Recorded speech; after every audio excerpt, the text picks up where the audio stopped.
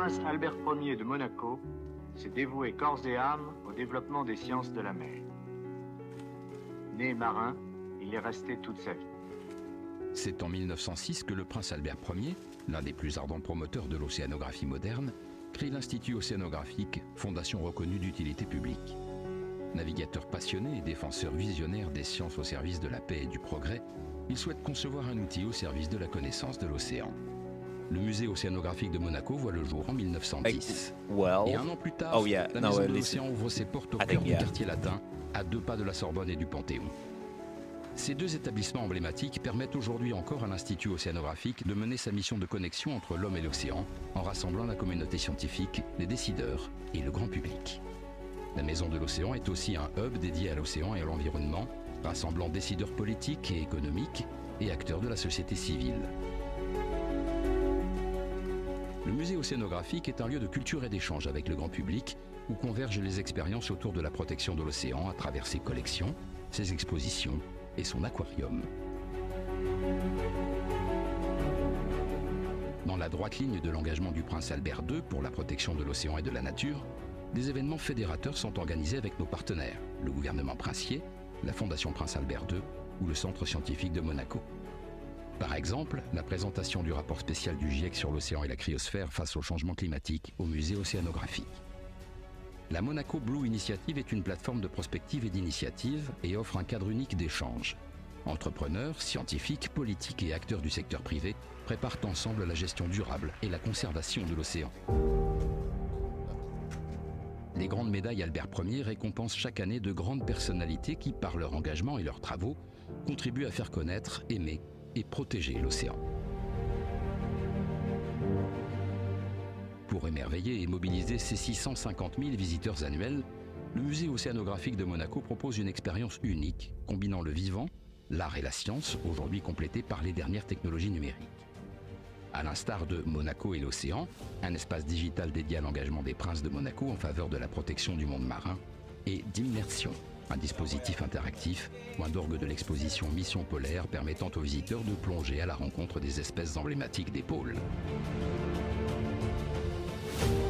En dévoilant la beauté et la richesse du monde marin, l'Institut océanographique fait naître l'intérêt et l'engagement en faveur de l'océan. Près d'1,5 million de personnes pourraient ainsi être sensibilisées aux enjeux des régions polaires, soit près d'1 demi-million de jeunes. Ce concours, destiné aux collégiens issus de milieux défavorisés et réseaux d'éducation prioritaire, accompagne les classes et leurs professeurs dans la découverte du monde marin afin de leur permettre de concrétiser un projet collectif, créatif et engagé en faveur de l'océan. Le Club Océano propose aux plus jeunes une semaine de jeux et d'activités centrées sur l'océan et les animaux qui les peuplent afin de les sensibiliser à sa protection. Aussi, investi depuis de nombreuses années dans des actions de conservation et de reproduction à travers son centre monégasque de soins des espèces marines, l'Institut océanographique a mené une étude inédite sur les hippocampes mouchetés dans les eaux monégasques. Et protéger les espèces animales de terre comme de mer est un enjeu majeur pour l'Institut océanographique. L'accueil de tortues sillonnées, espèce aujourd'hui menacée, au sein du musée océanographique, a permis un grand nombre de reproductions tout en sensibilisant les visiteurs à l'importance de leur préservation. 46 tortues juvéniles ont ensuite été transférées au Sénégal afin de renforcer les populations sauvages de cette espèce. Connaître, aimer, protéger. L'Institut océanographique permet à chacun de vivre l'océan.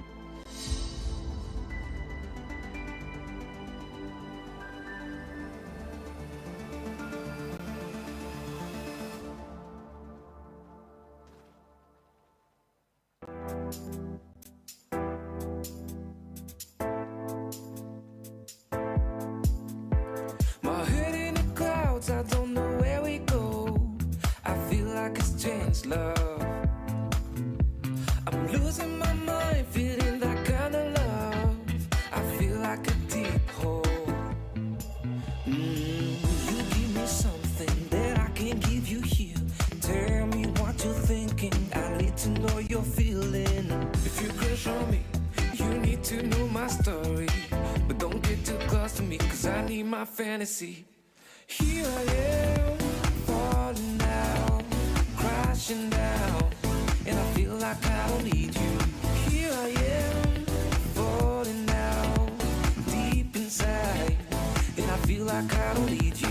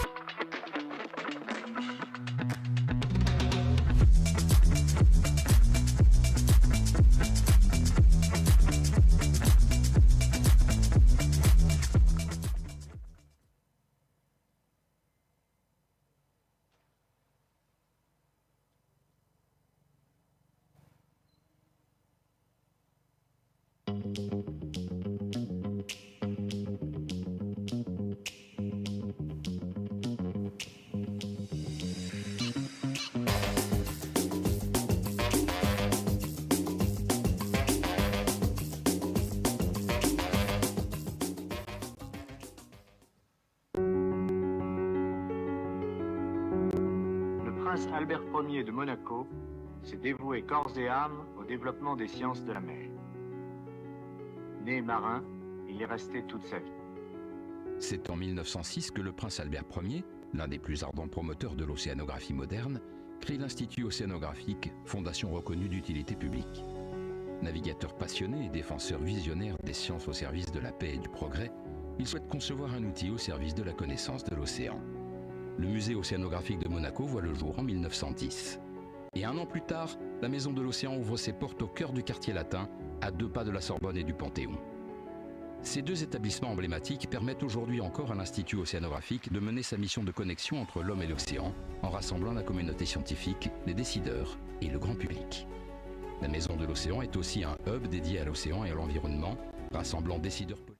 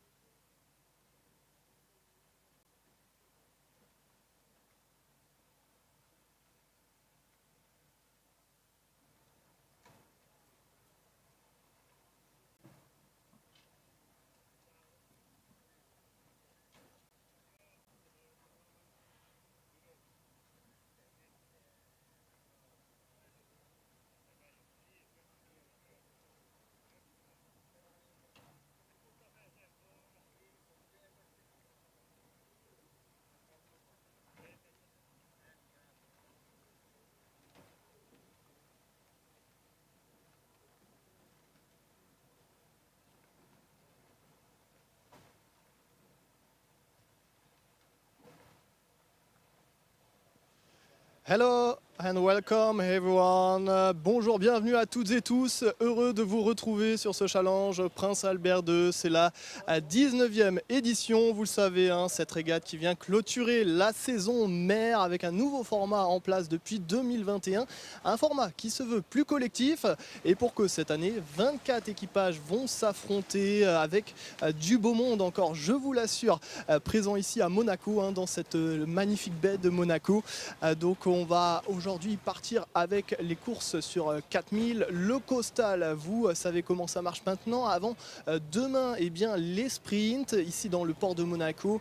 Donc des sprints qui se feront avec un classement par points. Et donc c'est les équipages qui engrangent le plus de points sur le week-end qui gagneront les récompenses qui sont prévues par la Société nautique de Monaco. On a plus d'une centaine de participants sur cette régate. On va l'aborder. On a de nombreux champions du monde, des champions olympiques, des olympiens également. Avec moi pour commenter les courses aujourd'hui et demain, Patricia et Yuri. Bonjour à tous les deux. Bonjour. Bonjour. Hello, Hannah. How is it today? Ben, c'est bien, les conditions sont des vraies conditions de mer. On a une petite houle, on a notre fameuse machine à laver ici dans la baie de Monaco. Et comme tu le disais Thomas, on a 5 champions olympiques, 9 médailles olympiques et je parle même pas des champions du monde d'aviron de mer. So Yuri, you are the specialist in coastal rowing. You've been rowing here. How are the conditions today? Well, today gonna be very interesting racing here. First of all, we have a bit shaky conditions, as you see that the water is not really calm, so it's very interesting. Quite cold. Yesterday was a bit nicer. Yesterday was very sunny day with very blue sky. Today is already a bit more like shady, so it's gonna be very challenging as well. We have the wind coming from the sea, and it's actually reflecting those concrete walls all around the coast, so the side waves going to be even stronger and stronger. So we have absolutely coastal conditions here. And you know what, like I was talking to a lot of people here and they are actually very excited exactly by those waves that just creates this coastal feeling different to the flat water. Yeah, indeed. That's what we call the washing machine here, because the waves come all the way. And it is going to be interesting, because we have Olympic champions against coastal world champions. So these conditions, they will make the difference, no? I'm pretty sure they are. And yesterday we were talking to the Valen Sinkovic, and it's his first time debuting in the coastal rowing, and it's going to be very, very interesting to see how he performs. And he's very, very skillful and very powerful man. How he's going to perform against the world coastal legends like Adrian Miraman Quiroga or Simone Martini or all the other elite athletes from the coastal world. It's just going to be a fantastic racing year. Exactly, because Valen Sinkovic, for those who don't know, who are more coastal rowers, he's 3 times Olympic champion with his brother. And 4 times medalist, basically. Yeah, but and he was in Paris just a few months ago. So, wow. Like as well, we have Finn Floren, Caroline Floren, the 2 Dutch, and Lennart van Lierop. They all were competing and gold medalist at the Paris 2024. So it is really attractive to come and compete here in Monaco. It for sure is, and as you see, this year it's just outstanding filled. I mean, with all those Olympians, and they're crossing with world champions, European champions from the coastal world, and in those conditions, this is exactly what we're actually looking for, because this is a comparison. And for all those who are kind of questioning and like asking themselves what is the difference between coastal and flat water, it's anyway boat, it's anyway rowing, but this is actually where you see then the difference. Yeah, and you can already see it on the pictures. Huh? You see that the boats are trying to line up already. We are a little bit less than 5 minutes from the start. They had their warm-up. Now they have to pass between the quay and the buoy to come and take a good position. The starting line is very large. What would be your advice? Where would you go and put yourself, knowing that the first buoy is at about 1,100 meters from here? If you ask me, I would rather start on the outside. Why? Because I think it's a bit more comfortable line. Although, if I look on the waves, then inside line seems to be a bit better because you're going a bit more on the right angle to the waves. So you have it a bit more in the longitudinal direction rather than completely sideways. But it's going to be interesting now how the people are going to position themselves, and we see already one of the elite rowers, Eskil Borg from Sweden, Exactly. who is very experienced in those conditions because the place he is from, they have very shaky and exactly like those choppy conditions, and as we see, he's positioning himself already on the inside Exactly. of the of the starting line. Yeah, and in Sweden, the conditions are not warmer than they are here. So for him, it's perfect, huh? Yes, I was at the end of August in Sweden racing at their beach sprint regatta, like Swedish championships. And I guess you heard it like we did on the sound. It is 3 minutes from the start. So the 3 balls went up and 3 times the horn. Sorry, I've interrupted you. It's absolutely no problem because, you know, 3 minutes before the start, it's just an amazing feeling, even if you sit in the boat and you already, like, you know, understanding that's exactly the moment where you have to position yourself right, not to get too much water into your boat, so you have a very nice start. And yeah, as we see, most of the people are trying to get on the outside line. Yeah. Quite interesting, and some are still in the wrong direction, so they still have to turn their boats and get ready. So it is quite late to take these positions. Look at the boat, they're coming back, trying to find a good position. Maybe one thing we should add while we hear the 2 minutes from the start is that in Monaco there is only one penalty. It's a full start. For all the rest, we empower the rowers. They have to take care of themselves. No umpires to put penalties. Wow, this is carnage. I don't think so. Rowers are quite disciplined normally. You're not on the water. So they are disciplined, Well, and they should do it. But they're very close to each other there. Huh? Don't you think it's too close? Exactly, but look, we have there exactly this position where maybe to take the outside of the whole field might be even better, because just not to clash with nobody, because you know if you break your oars or you're just finished. stuck with other people, then you're kind of at the end of the field, and it's just much harder job to come them back. So. Yeah, 1 minute to the start. This is really when the tension gets up in the boat. But we still have one boat in the wrong direction. I think it's time now to go and position yourself to be in the right direction. He tries to find a little spot. We have here also the boat that is really not ready, still trying to put his wraps. But this is Adrian Yeah. Quiroga. I'm pretty sure he's very experienced and he knows what he does, and he just tries to find the perfect line in order to get those lines. Which means he's not too anxious. Huh? No. Okay, then it's okay if it isn't. But no, here we have just in front of you, and you can see it on the pictures. You see that some of them have all the plays they need, but then on there it is really close, and we're waiting for the start. We stop for a minute. And And here they go. Here they went, and it's already quite hard there at that boy because one didn't start.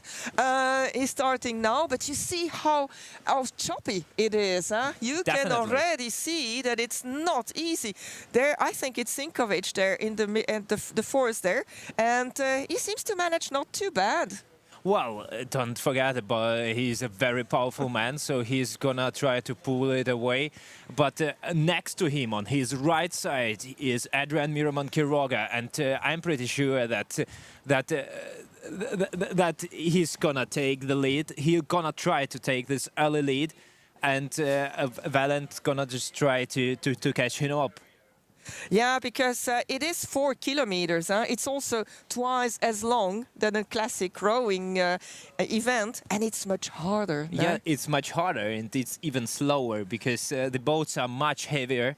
They're double as heavy as in the flat water rowing. You pull as well a bit higher than in the flat water. The conditions are shaky, and you know you are not really cannot be that efficient with all your power if you don't know what to do. Yeah, and if we look at the tracking that we have here on your screen, you have Mitchell Steenman. I think he's been here for all the editions, and he's still doing well. It's a Dutch team, not an international one, a really Dutch team. He knows it as well. At the beginning, he can make impression. Let's see how it goes after the race. But if you look at the tracking, it is international Cosmos that is taking a good start. Swift International, and then Galaxy. Well, I think from the Cosmo, it's Federico Garibaldi, who is very experienced. He has already, I think, started his career almost in 2010 or 2011. Was a world champion in the past, and as well performed. I think he was also in the every edition of the Prince Albert Challenge. So he knows the water. I wouldn't put them in the most powerful but very skillful rowers. Yeah, and he also competed in the coastal rowing championships last year with an A final. Also in beach sprint he's going, because we see a lot of those rowers that now go into beach sprint as well. Huh? Yes. But as it seems on the picture, that is actually Žygimantas who is in front. Yeah, that's the Lithuanian rower who was quite impressive as well at the latest World Rowing Coastal Championships. So let's have a look. Did you know that the guy pulls 1,300 watts top maximum power on the erg? Very, very powerful young man. He was also participating in Olympics as in 2016. Together with his team colleague Dominikas from Lithuania. Yeah, he finished first in the B final this year, the sprint, but he also competed in the single and in the double this year. So he's already quite experienced in coastal. It seems that from 2023 he made the switch from classic rowing to coastal rowing. Yes. And we're going towards the first buoy, yeah? Just to tell the spectators, the first buoy is at 1,127 meters, to be exact, from the start. So, and they will have to take it and the internal. So that's why some of them started quite far and will cut to go to it, while others will have a more straight line. Look at that. Yeah. How beautiful lead. As Adrian Miraman Quiroga just won by those already 800 meters. That is a pure dominance, what he was showing also in the world champion scene. And, you know, like he wasn't able to compete this year on the world championship because there is a federation rule that those who are in the beach sprint team, they are not allowed to compete in an endurance. But as we see, he didn't lose his ability to row on the long distance. Yeah, and he wasn't there last year, unfortunately, but then he is fortunately here. He was really sorry he couldn't join us last year, but he really has such a palmarès, Adrian. He is a real coastal rower. Huh? It's really his way of going and doing rowing for him. It is amazing, as you see. Look at this. He will have no problem at the boys. Huh? He has such a lead that it is easy for him to follow. But I would like to see what is going on, because we have 4 or 5 rowers in the second line there. It's difficult a little bit to look at this. It is Performance, so that's Philippi Performance, Cosmo, Team Portugal, and International and Côte d'Azur, who are nearly on the same line there. Well, and if we go back to to Adrian, he was already here in 2016 when it was the World Championships here in Monaco, and he won there. And he has so many medals in coastal rowing. And you see, he is passing the first buoy. Well, he passed the first buoy at the internal, so not a big deal. And now they will have to take a little turn to go back to the coast. well, we see that the field is very dense behind. Every crew tries to make the best position they can they can achieve, because let's not forget about the format of this racing, that you have to collect the points for the whole team, and they're gonna be calculated, sum up together, and then there is no let's say winner of one event, but either you win with a team or you lose as a team. Yeah, and it's also very tactical. Eh? Who do you put in the solo? Because the points are different from the solo, from the double mixed. So you get more points if you win the double mixed. And just an information, we don't have the tracker of the Lithuanian. It wasn't activated. So that's why we see him on the water, but not on the tracker. So, and it's still Adrian Miramona who is leading here without any problem. But then we have Philippi Performance, who is not that far from them.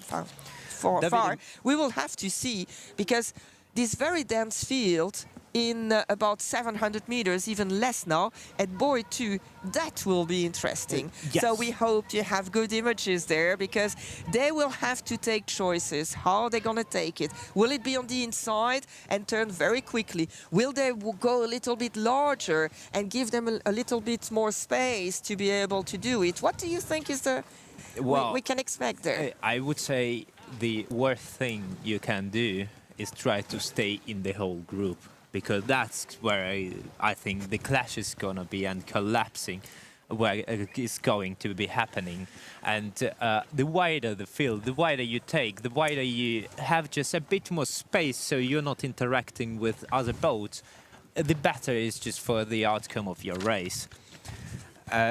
On the place 2 at the moment is the athlete from the performance team Filippi, Davide Mumolo, and if I'm not mistaken, he was this year the silver medalist, and in the Genoa, so very talented, very skillful coastal rower from Italy. He finished just slightly behind New Zealand guy Finn Hamilton, who was just also debuting this field from the flat water rowing. And as we see that he is showing that he's a very skillful here as well. But it's interesting to see that in classic rowing he was a rower, not a sculler, because he was always in the 8, and now he switched to sculling. So it's also different, huh? Yes. It's quite impressive to see how skillful all those top rowers are. Look at these pictures. Isn't it beautiful? Yes. I mean, you cannot see all those all those rowers, because on this side in this field you have already like 1.5 meters high waves to 2 meters, and as Here. Yeah, Adrian, is it at the buoy? but I think is it is it Is it him? but this is okay Yeah. because okay. Yeah, they take it at the external. And look how quickly, how swiftly he can take it. There it's a little bit more complicated. They try to turn very, very close to the buoy, which means they stop their boat completely, while others take it larger and they don't really stop. Well, Oh, there we have two. There are and one is Oh, stuck. exactly. Look at this. This is a This is Simone this is a Martini. traffic jam. A traffic jam at buoy 2.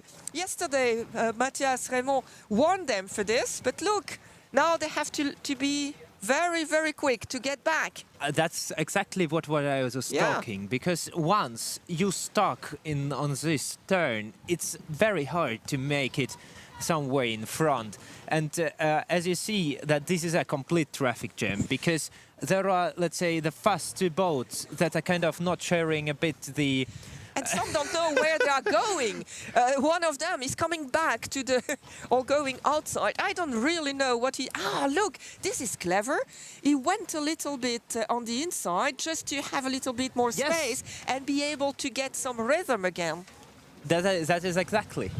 Everybody tries just to make a bit more space so they can start just start rowing, because if you're not rowing, that you're not moving, and if you're not moving, that you're losing your positions. Yeah, and it has it's not like in classic rower when you're not happy when you are in the water of somebody else. Here it doesn't care. It's There absolutely are doesn't matter. Yeah, there are already so many waves that you can go, but the field becomes quite wide now, Yes. very, very wide.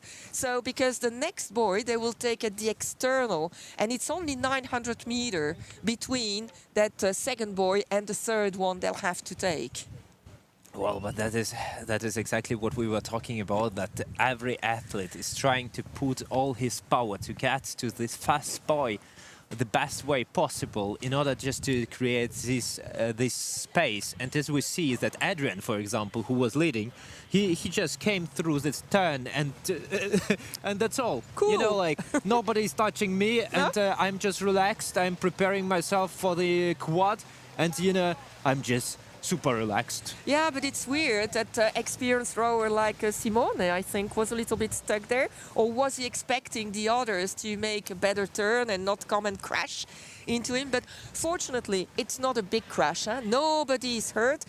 The boats are still Yes. complete. There are no oars that are broken, and that's the most important I thing. would say as well, because it would be just a shame, and like it's very, very, very just unlucky situation when you break your oars and you just cannot continue your racing. But so we're gonna have the field that's gonna be just everybody has their fun, and that they just competed to the very end. Yeah, and it will be tough, huh? Oh, we lost the rowers there. We have a view of Monaco. Where are the rowers? I think he's gonna try to get in front. Oh, but the front is coming together. Or is he just controlling there? I think he's controlling. Just looking, come on, boys. And I know what I'm doing, I guess. We'll see. We'll see. Because conditions are different, huh? On one hand, you have the wind against you, and then you have it with you. So it's another skill as well, because you can take the waves, you can surf a little bit to have a little bit more speed. So some might be better in that direction than others. Yes, that's true. But like I was following already a lot of racing, also of the best colors, like what are their tactics. And I can say that, for example, if we remind ourselves how it was 2022 in San Sebastian, how Adrian used to race, he was all the race in the third place, and just in front of the last buoy, he went in front and he escalated, and he won, I think, by 5 boat lengths. Yeah, but here it's not that race that he's doing here. Huh? And look at the length of the the rowing, because the rower we have here in front of us has very long strokes, while Adrian is a little bit shorter, and that makes a difference. We are at the last buoy, so it's 1,100 meters to come to the finish, and we have 3 contenders for the win. I would say that Adrian had now much better line, as you see, because he was on the inside.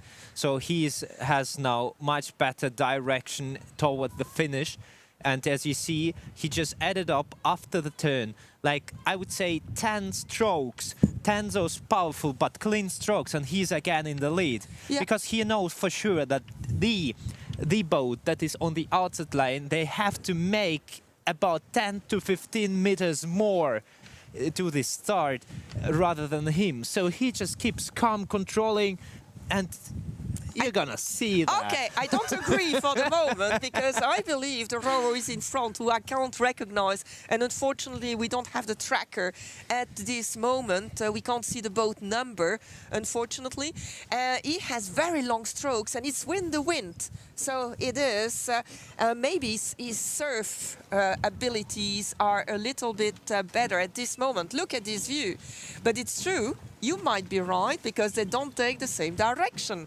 You have Adrian going on one side, the one who is in lead, David Momolo, who is on the left, who comes back. But then you have the third one, who doesn't seem to know where the finish line is at the moment. Well, and it's difficult to see it with waves. I would say if you're in the boat, you cannot really know what is what is your true position, because the side view on the one side, it might seem for you that you're in front, but actually you're a bit in the back, and it also depends what is the angle of the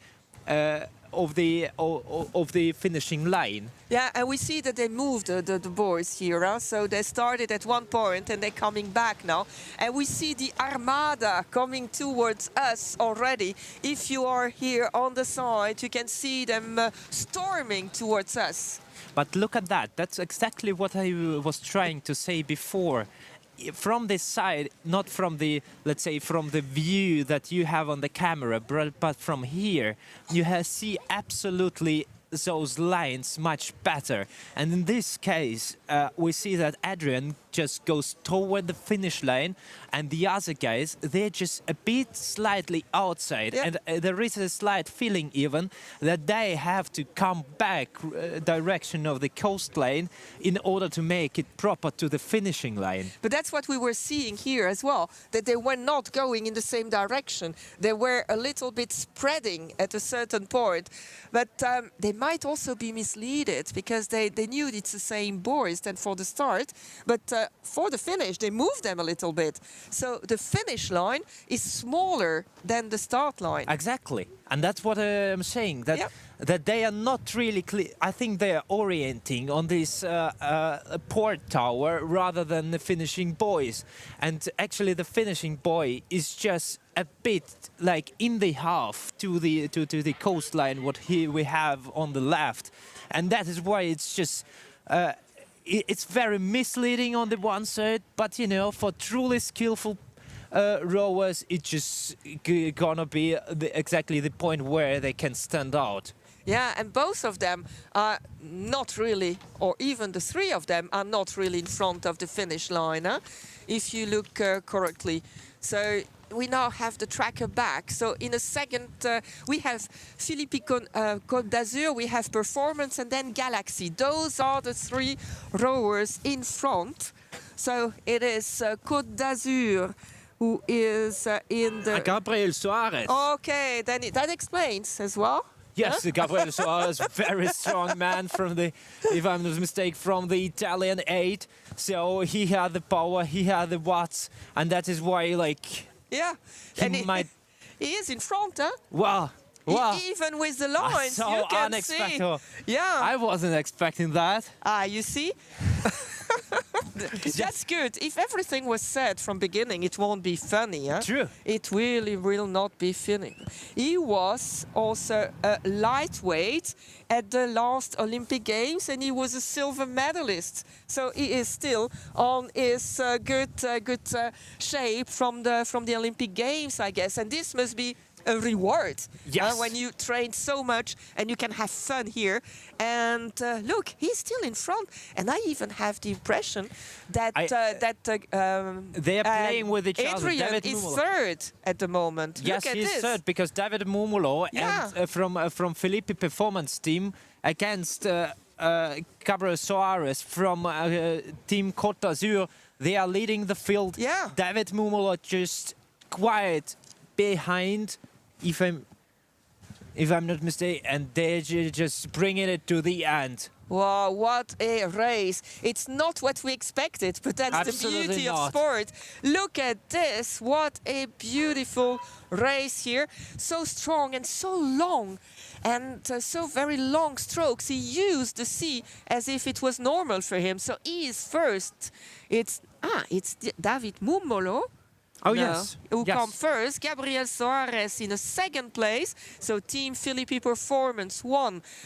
Team Filippi Côte d'Azur in a second place, and I would say only third because yes. for Adrian Miramon. So weird in our view, but so great for the excitement here.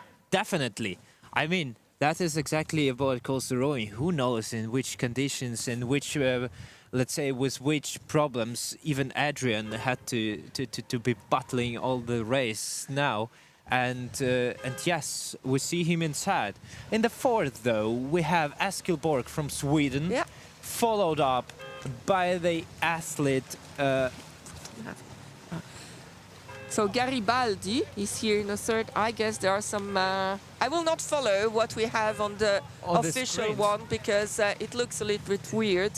I would we'll rather see. prefer just look at the people and try to assume. But it's quite a dense field, eh? There's not that much between all those rowers. I'm quite surprised. We have in front those guys as Sam Scrimger from Scotland coming all that way, followed by Simone Martini. And Valent. And Valent was there as well, Sinkovic. Yeah, Valent. So very good racing for him as well for his very first race on coastal rowing. Yes, and in those very challenging conditions. Exactly.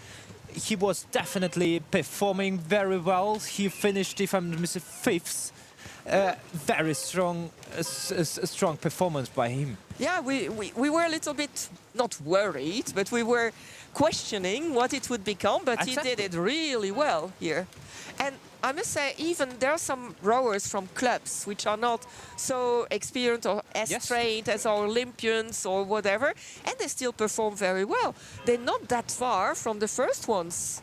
That's true, but you know, that is the beauty of this challenge, that you have the people absolutely from different performance level, like starting with Olympic champions, and also that they're competing about some club members that just, you know, they're just not there. They have absolutely different lives. But you know what? On the coast, they just send like friends that talk to each other. You know, the communication that it's actually that it shows that all the people are together. Doesn't matter. Are you Olympic champion? Are you club member? We are in this field. We are in this rowing community, and that's how we proceed in all in this world. You know. And it is also, they had to be very quicker because the registration stopped 1 month before the actual date because there were so many people who wanted to come and compete here just for that reason. And when you talk to the rowers, it's all, oh, it's fun, it's great, we meet people, we are friends. And that's the point of coastal rowing. And we're so happy to have that beautiful team feeling here. Because here it's even more. Because you have to do a team, and some of those teams never rowed together, and they were opponents, and now they're rowing the same team. Brilliant. That's exactly the point that I was trying to make, and the format of this competition is as well something that makes the people communicate and also talk to each other and just connect a bit more. Because let's say here the boat manufacturer mainly are building up their teams, or the athletes just calling each other, saying, well, let's row together, let's just build up a team. And this is an international community, international teams. You have different attitudes to the rowing as well. So it's absolutely phenomenal, actually, format of racing. And this would be even cool if it might become a bit bigger, let's say, World Series where, like, you know, cup. There are a lot of ideas. Let's not dream too much because the last rower just passed the line, and in about 5 minutes 30, we have the next start. That's gonna be... Tout à fait, que de rebondissements déjà sur cette première course donc du solo homme. On va suivre avec les doubles mix et bien le reste du programme. Un départ qui est prévu d'ici 6 minutes maintenant. Donc les doubles qui sont devant nous là, qui se préparent petit à petit. On a toujours ce léger vent d'est, nord-est qui souffle ici sur la baie de Monaco. Et donc c'est vrai qu'une première course qui a bien tenu toutes ses promesses, étant donné qu'on a eu en effet un beau spectacle ici dans le port de Monaco, alors que les doubles voilà, se préparent. Peut-être quelques images en replay de cette course, les moments forts de cette première course ici sur 4000 mètres, si donc ces images sont disponibles.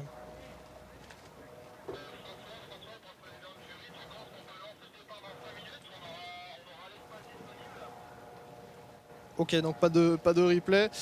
Les doubles qui se préparent actuellement, donc ici dans le port de Monaco. What can you expect about this double mix race?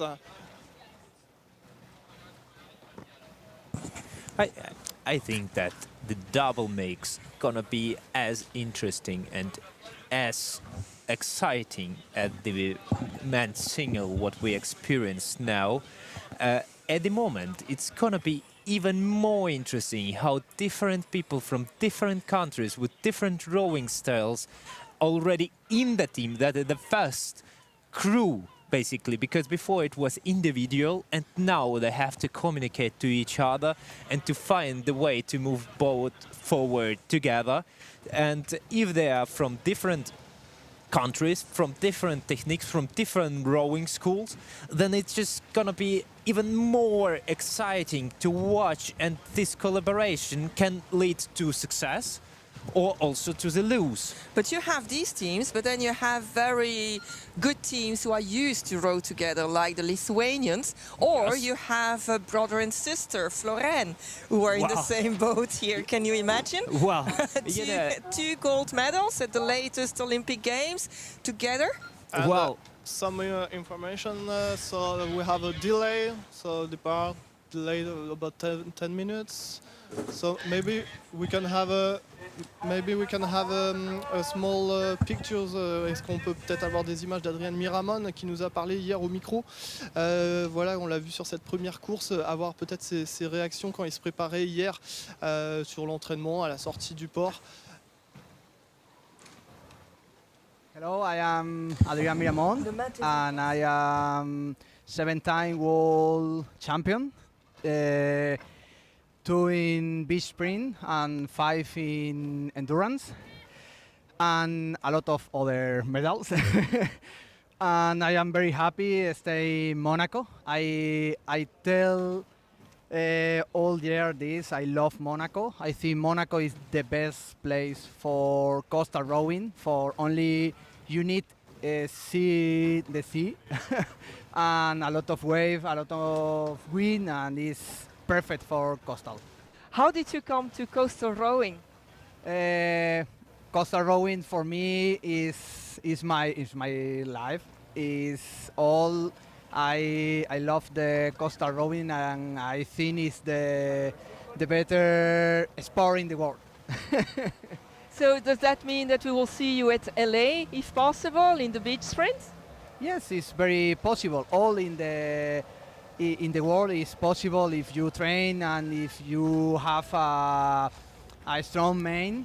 I train a lot for stay in Los Angeles. Thank you, and all the best, Adrian. Charlie Cut. Voilà pour ces quelques mots hein, avec Adrienne Miramon enregistré hier. Donc ce champion hein, qui souhaite participer à Los Angeles. Interview avec Patricia évidemment. Los Angeles justement, Patricia, ça c'est un objectif pour pas mal de rameurs et rameuses qui sont présents aujourd'hui. C'est difficile à dire parce qu'on est en fin de cycle olympique. Il y a une catégorie qui disparaît des Jeux Olympiques qui sont les poids légers. Et on voit qu'ici, il y a quand même pas mal de poids légers. Il y aura le coastal à Los Angeles, mais ce n'est pas la version endurance, c'est le beach sprint. Donc c'est encore un peu différent, bien que ceci reste une discipline qui est très importante parce que c'est l'endurance, parce que ça permet d'avoir des sensations, d'acquérir certaines dextérités également qui seront nécessaires pour le beach sprint. Mais on est en train de regarder là avec Yuri. Il y a quand même des équipes qui sont assez impressionnantes. Hein. When we see Yuri, for instance, Team Philippi performance with Chris Back and Katarina Lubnik, impressive. You were also talking about the rowers with Charles Cousins, who is here.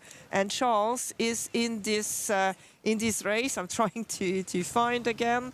Where is Charles? Team Swift International. Team Swift with Eva Karpinen, a name. You too young to know this name so good, but I still saw her father rowing 3 Olympic gold medals as well. That's gonna be exciting race to follow because Charles Cousins was in the club double at the European Championships together with Katharina. They were the European champions. Yeah. And Eva Karpinen, together with Joel Nauriken from Finland, they were in the national team seconds, Yeah. silver medalists. So we have very skillful, very talented rowers. In this boat combination, Charles Cousins, Eva, together with Eva, and on the other side we have also the partner of Charles Cousins from Europeans, Katharina Lobnik from Austria, competing together with Chris Back, also one of the very talented rowers from US. Can you imagine that? People from all over the world coming to Monaco, to Monte Carlo, just to race at this challenge. It's amazing. It is, and also you have this, and then you have teams that are used to row together. Yes. And this is always very nice to see. I also like to see who is in front. Is it the women? Or is it the men? And that's also a difference, huh? Yes. How you put the rowers in the boat, because it gives a certain impression. It is the stroke rate that will be different. It will be the power that will be different. And if the waves are big, the boat is like this, which means that, it's the stroke that takes most of the work. And the bow is just floating in the air. Exactly. And, you know, it's much harder than you think not to lose the seat under those wave conditions because you're just bumping all around the boat. And this is exactly extremely challenging. In this field, the boat to follow gonna be definitely Esther together with Ander Martin, who are third at the World Champion Beach Sprint Finals. They already have experience of being as well world champions in the mixed double. So they are competing here under Team Philippi performance. And we should not forget Quentin Antonielli from Monaco. Wow. He knows the water here, huh? And Yes. he has also good results. You know what? I hope him even winning here. You know why? Because that was such a I would say shame lose on the world championships because they just did a mistake. They forgot that the finish line was not as close as as far as it was, and they stopped rowing like 100 meters before, and they might have become like the world champions. But you know, sometimes you just make this thinking mistake. And here he is with someone we don't know that well. She just rowed in the last one, and they were seventh. It is Gaia Umbra Cialvini. So she's not she's that, very good. She's very good. She doesn't have that much of a palmarès, but who knows what she's going to do with Quentin here. And both of them know the waters here. I'm pretty sure, me personally, gonna cheer up exactly this team. But I won in the first one. You said Adrian would win. So I have actually to cheer up completely different teams. So exactly. Oh, so let's do like that. You're gonna cheer up that team, and I'm gonna cheer up that. No, that's too easy. But look again, we are closing to the start, and we see a little bit the same as we had previously. A lot of boats stuck on one of the buoys there, which is quite dangerous, and then other trying to get a place. We see the team from Portugal there, who is trying to navigate in between with Patricia Batista and Alfonso Di Costa. Exactly. They're very good crew as well. Very good crew, because Patricia, if I remember, she was in the Paris as well. So she came back from the Olympic Games and competing there.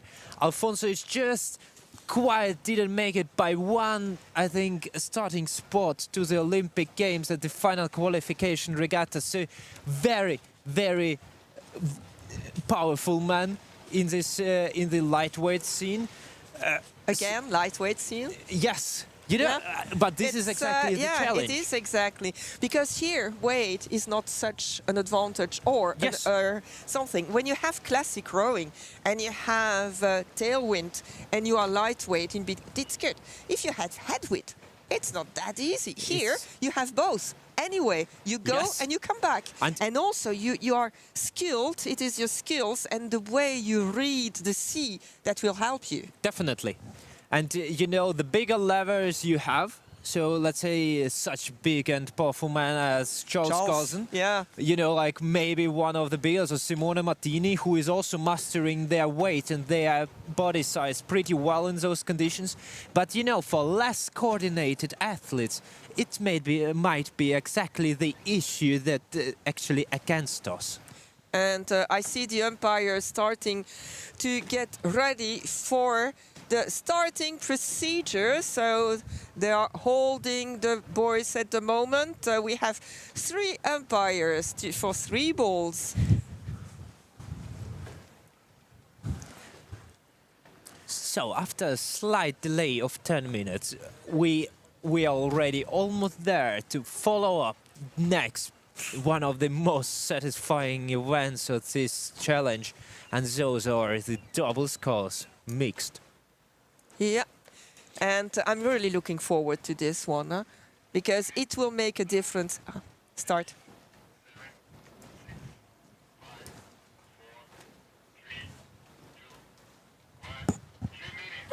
Three minutes from the start. And again, a very cluttered part and a very open one. There's nobody going completely on the other side. It's true that it might be challenging with the washing machine that you have there, but it seems like it is the shorter way. It might be. Another crew to follow is making their debut in the coastal rowings from the flatwater rowing is the Team Austria, together with Alexander Chernikov and Luisa Altenhuber. Luisa was at the Olympic Games competing in light women double scull, ending up in the 10th place. Yeah. Yes. But and she also was in the 2020 Olympic Games, so she did 2 Olympic Games. 2 minutes from the start. Yes, she was competing on those both Olympic Games, so she's already pretty long in this business, and she's definitely like somebody who knows how to row. But that's exactly gonna be very interesting to follow how they're gonna perform under the coastal conditions. Yeah, it's true. She started in 2013 at the junior level, at the world junior level. Yes. So yeah. Experience. I don't believe there are any unexperienced one here. Some of clubs might not have as such a good palmarès, but we never know what they can pull out. And we can recognize them here. We have Filippi performance, I think, the red one, who are completely at the side.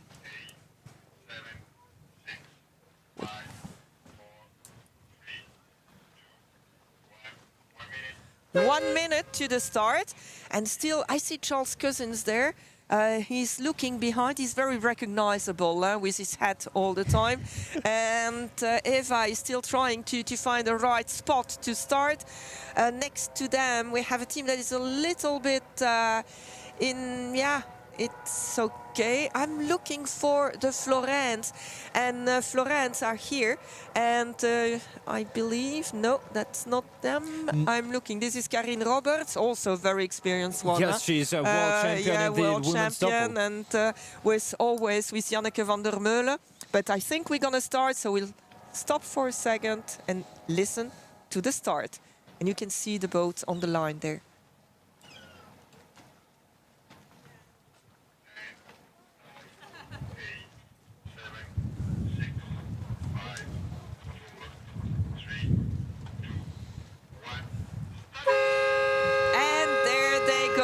And you see why 24 boats are already a lot, because you have boats in... Ooh, there is already a problem with some boats there.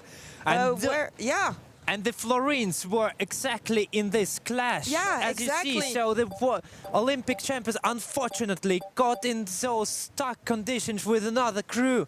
And that was one of the most exciting, actually, crews to follow up and to see how they're gonna perform. But they're you know not what? used to this, huh? But you know normally what? somebody holds their boat and they Yes. go and they have their lane for themselves. Here there is another skill, but look, they're already coming back. Look how fast they are coming back there. Look at the stroke rate of Caroline Florent, followed by Finn.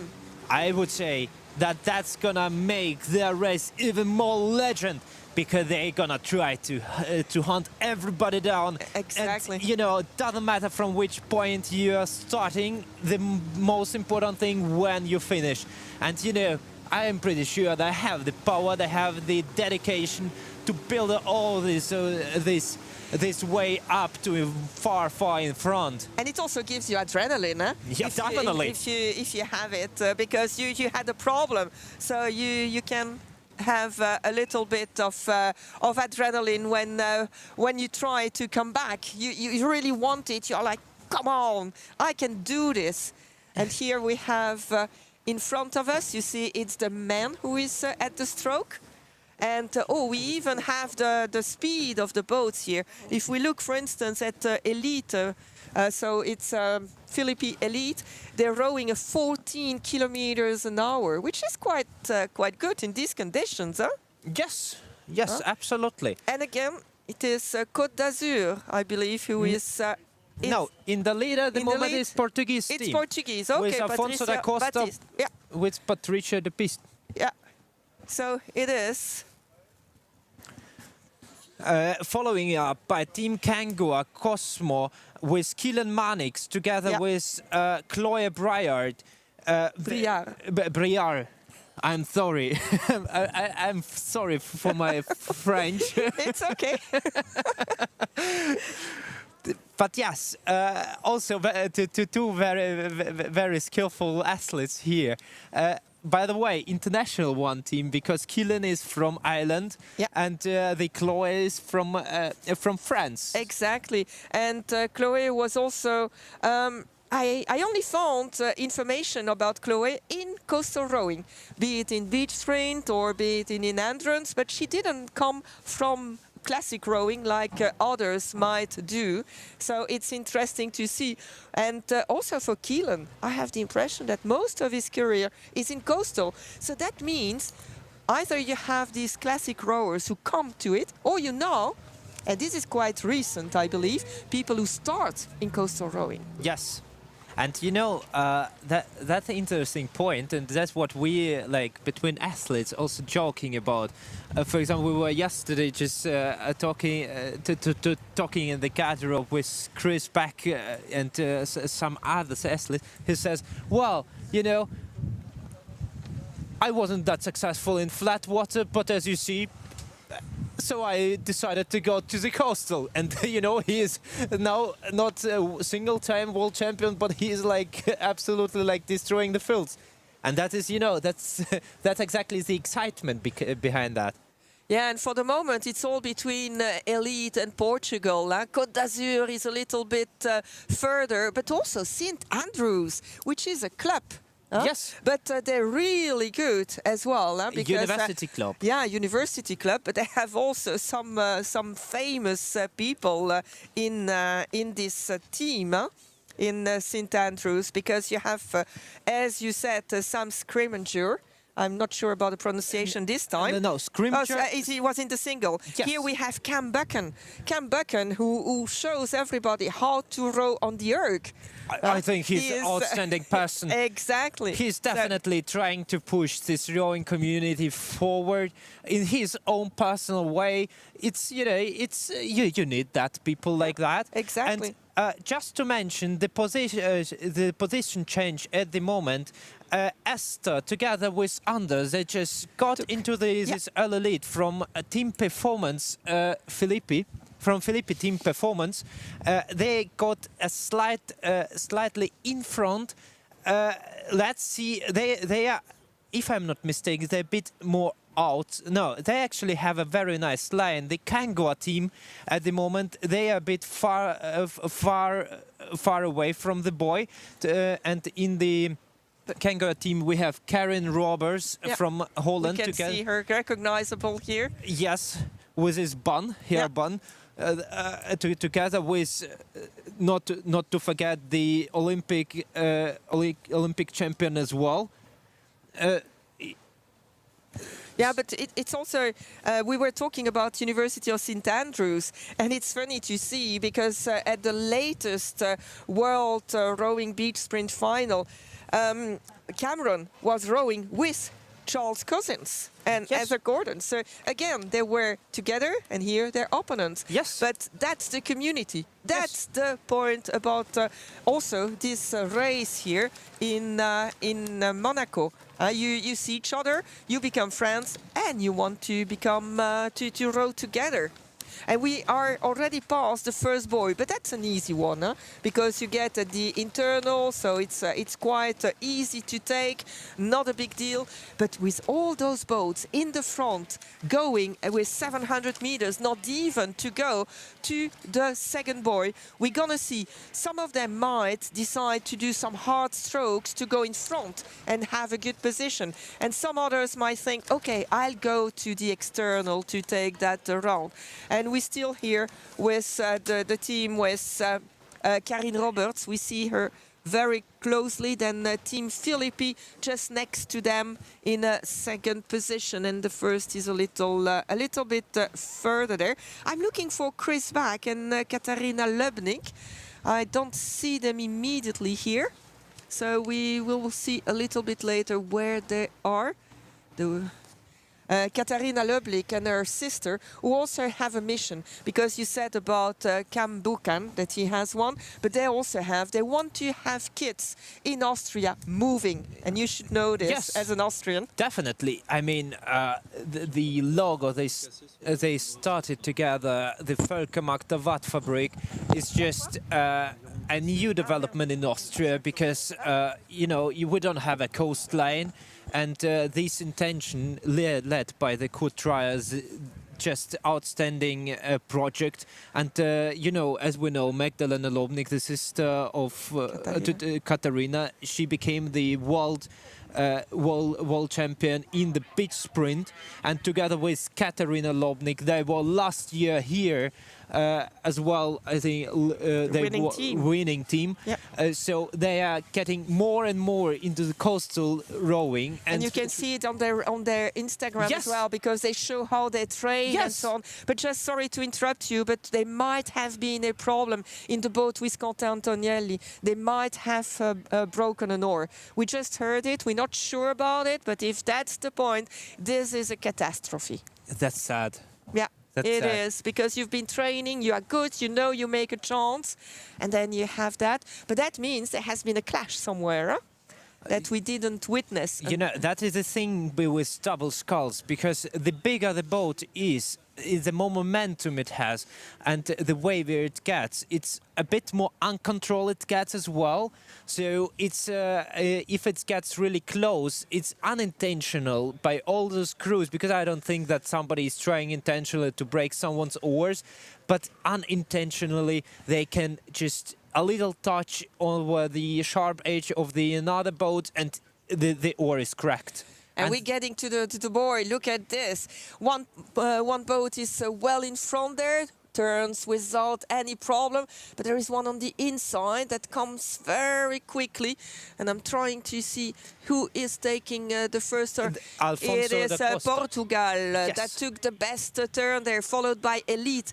Kangua Italia is following. Then you have Galaxy, St. Andrews. The Dutch Lions are not far, and Lithuania, Cosmo. It's really very good, but we see that somewhere too much at the inside.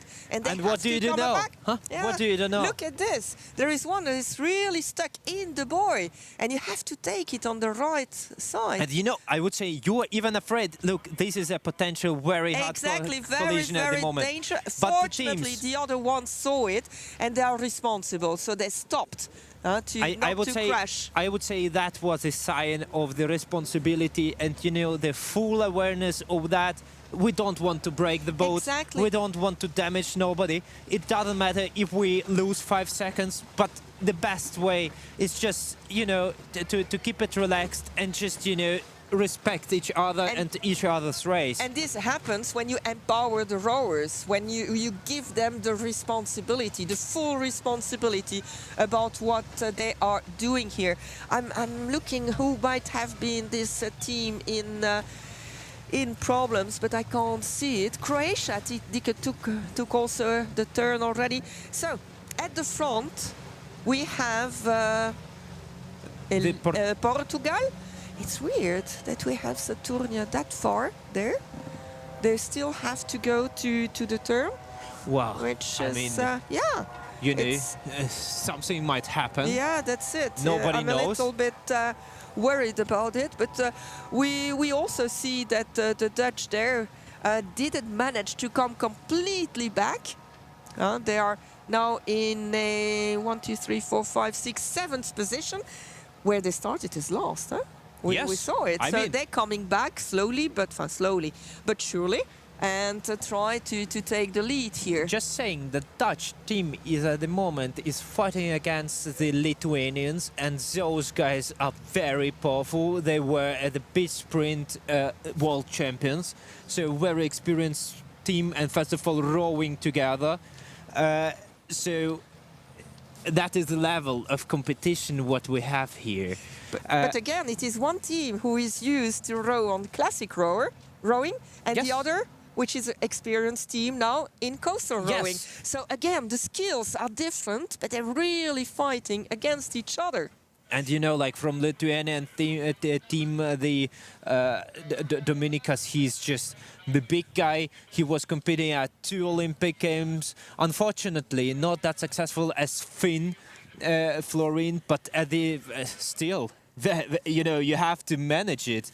So very, very skillful rower in general. And in general, those Lithuanians, they are big guys. Huh?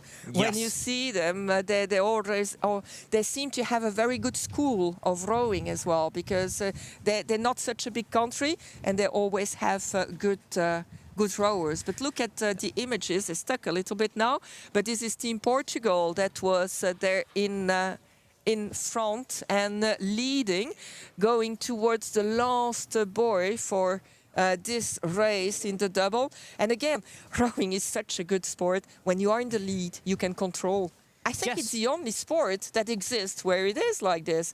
And this enables you to keep some strengths for the following race, because don't forget, all those rowers we see this morning will have to compete together this afternoon in the quad. Yes, and at the moment we have Patricia Batista leading together with her partner Alfonso da Costa. They are built up about a lead of 4 boat lengths, pretty comfortable lead, approaching to the almost the last turning buoy.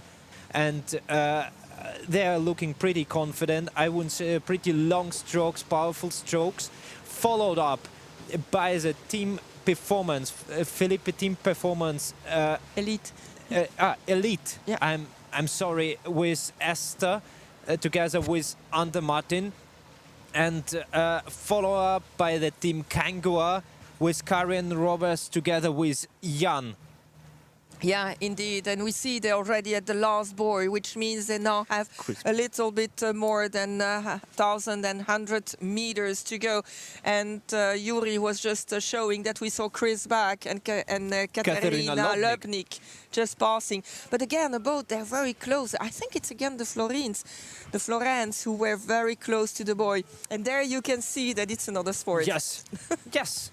It's absolutely definitely another sport. But I really like the way the Portuguese guys are performing at the moment. You see pretty relaxed strokes. They are not really that much fighting against the waves, staying relaxed in the shoulders, just bringing the boat forward together. And I think that is actually exactly this relaxed way of throwing what make them actually faster than the others. Which is also easier when you're in front. Huh? Yes. you are more relaxed, you can see the others. And also you said they're not going that much behind against the waves because they're surfing a little bit. The wind is with them now. So it's also another way. And you can see that the strokes are longer when they are in this side.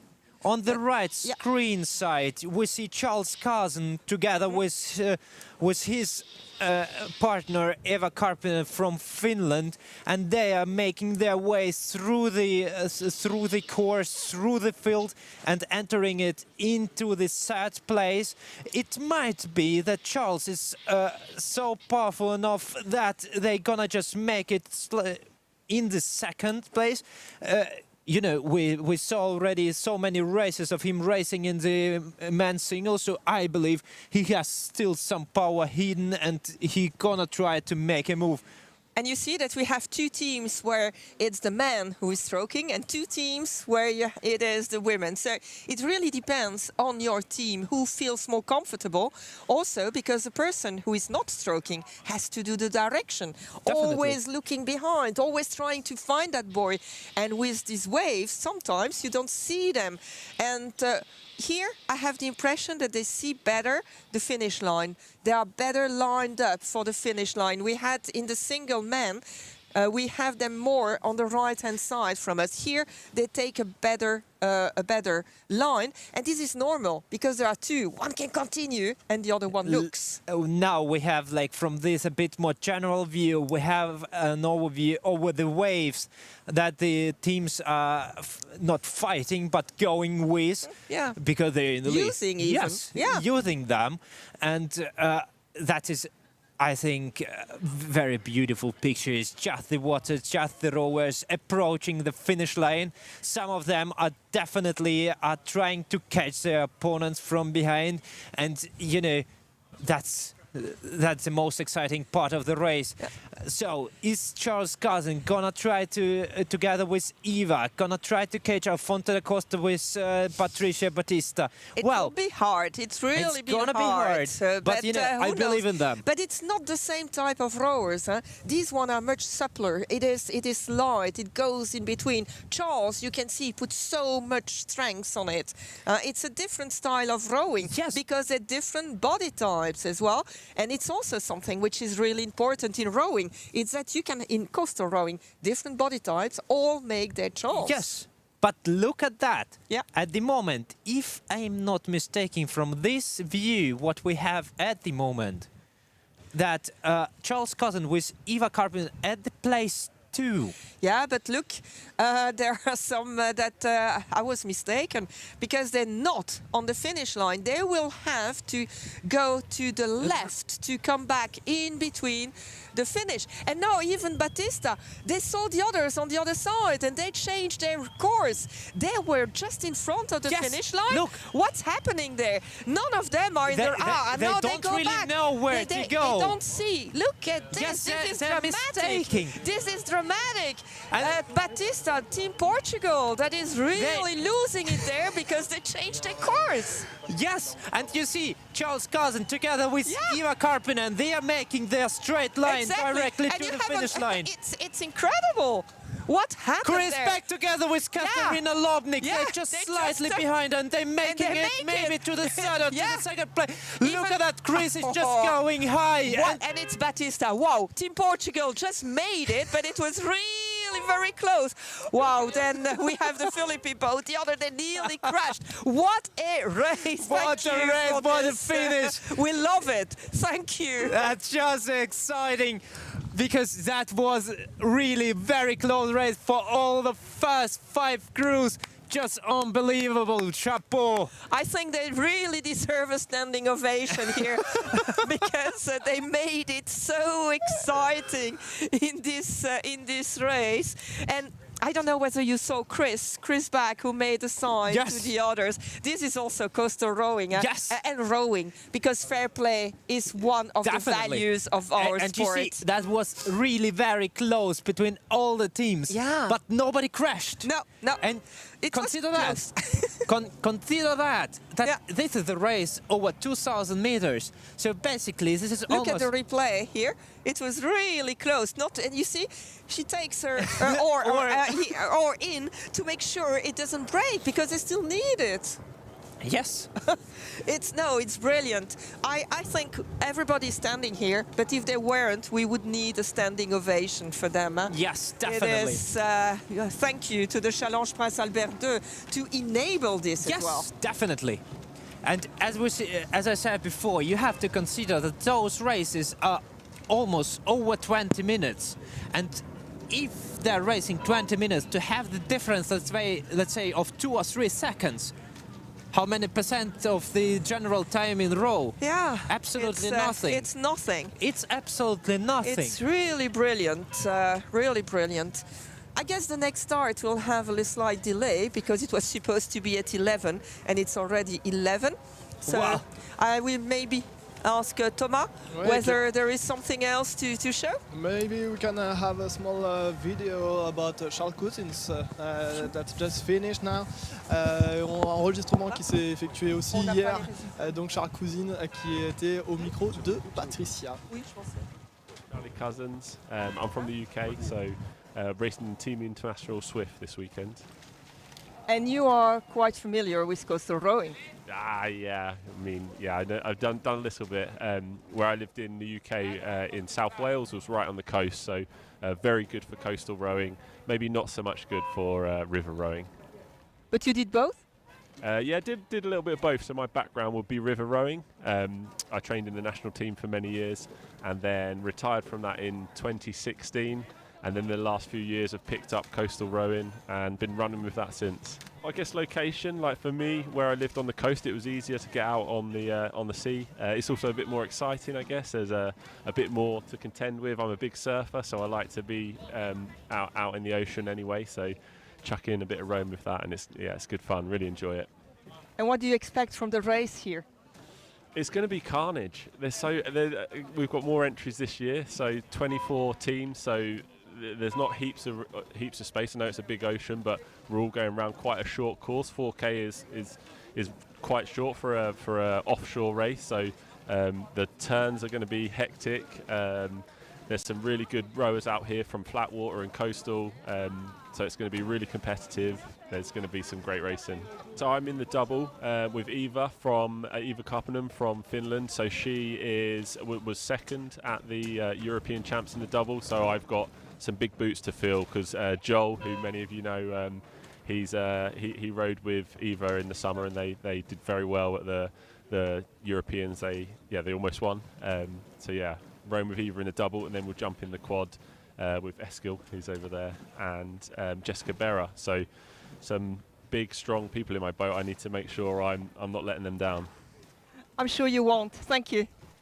Alors moi je suis Et voilà, Charles Cousins qui était interviewé donc hier avec Patricia qui est revenue, et bien sûr l'événement qui est en cours, les courses également. Donc on l'aura peut-être à l'antenne tout à l'heure en plateau, en interview. Les courses qui se préparent dorénavant, donc toujours 10 minutes de retard. On vous le rappelle, à suivre évidemment, ce sont les solos femmes. Donc d'ici maintenant 7 minutes. Peut-être qu'on peut s'intéresser au fonctionnement des bouées. Les bouées, donc vous savez, ces bouées de parcours, on en a 4, les bouées de départ également. Et ces bouées, elles sont un peu particulières sur ce plan d'eau. Elles sont en fait géotractées, c'est-à-dire qu'elles fonctionnent par GPS avec des moteurs qui sont autonomes et elles bougent toutes seules, elles ne sont pas amarrées au fond de l'eau. Et en fait, on va découvrir leur fonctionnement exact avec Charles Terrain en régie, si on m'entend, si on peut lancer ce petit reportage justement qui explique tout le fonctionnement de ces bouées géolocalisées. Alors moi je suis Charles, je m'occupe des bouées dynamiques, des bouées géostationnaires. En fait je vais mettre en place le parcours pour les rameurs. Et c'est quoi une bouée géostationnaire? C'est une bouée qui reste en place toute seule, sans ancre, sans rien. Donc quels sont les avantages de cette bouée? L'avantage c'est que comme on n'a plus besoin de mouillage, on s'affranchit de toute la partie qui est compliquée dans l'organisation de régate, qui est le positionnement du parcours. Donc moi je vais tracer sur ma tablette ou sur un ordi l'endroit où je veux les bouées, et ensuite je vais leur dire d'y aller. Comme ça au moins on ne va pas au fond, on n'a pas de mouillage, on n'abîme pas les fonds marins, en fait c'est ce que moi j'appelle on n'est pas envahissant. La première modèle qui a été vendue commercialement a été vendue ici à Monaco. Moi je travaillais au Yacht Club de Monaco qui a été l'acquéreur de ces bouées et depuis je travaille avec, 2018. Donc vous avez un moteur électrique qui est ici, qui là est en position haute. Quand on sera en mer, il sera en position basse. À l'intérieur de ce moteur électrique, vous avez une antenne qui se trouve là, donc qui est toujours orientée dans le sens dans lequel le moteur se dirige. Et puis derrière, vous avez la batterie avec le système de communication. Donc en fait, moi avec ma tablette, je parle au téléphone qui est dans la mallette, qui parle lui-même à l'antenne, et ensuite l'antenne se dirige là où je veux qu'elle aille.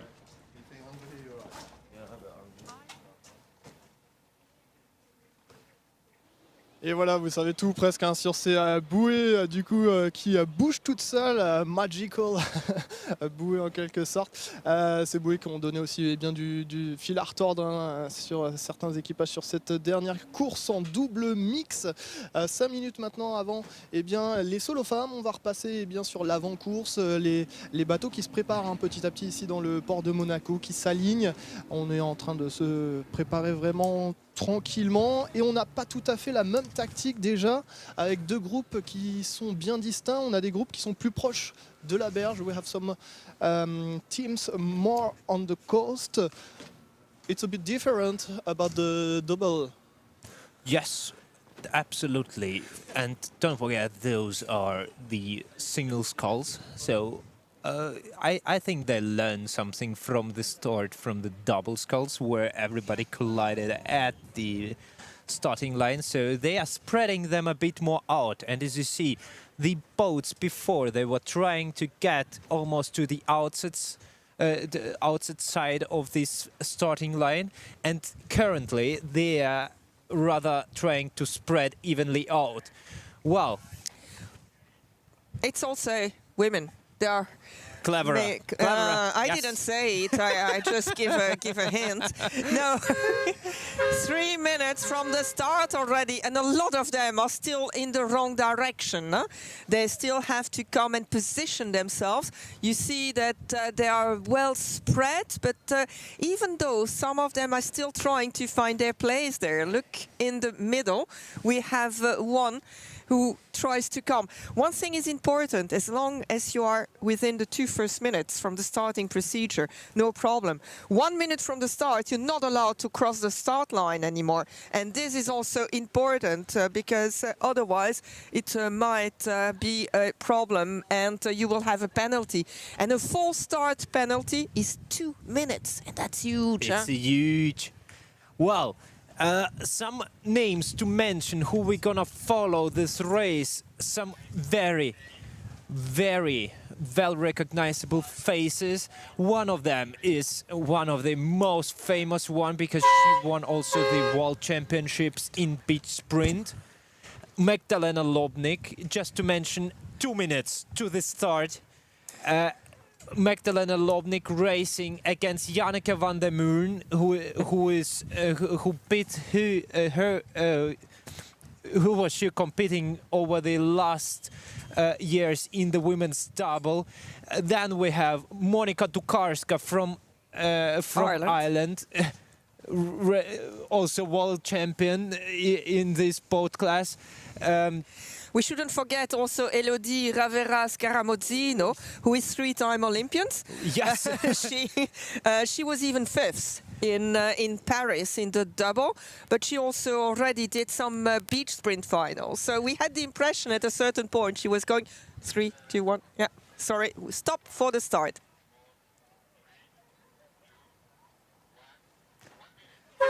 One minute to the start, and you can see that they're now all more or less in position. But again, there is some traffic jam already on the right-hand side there. Some of them are very close together, so I'm here as well. It's as if we have 2 lines already of rowers here. Yes. And that's a little bit, because it will depend how they take. Sometimes you have flying starts, but here they can't because there are other boats in front of them. I would say at the moment it's okay. It's okay. Let's see. There is some spot. Yeah, but you see completely there. I think that's Janneke van der Meulen, who is completely at the other side. You see, she's very experienced, and she tries to just win a bit more space, so she has the space to move forward.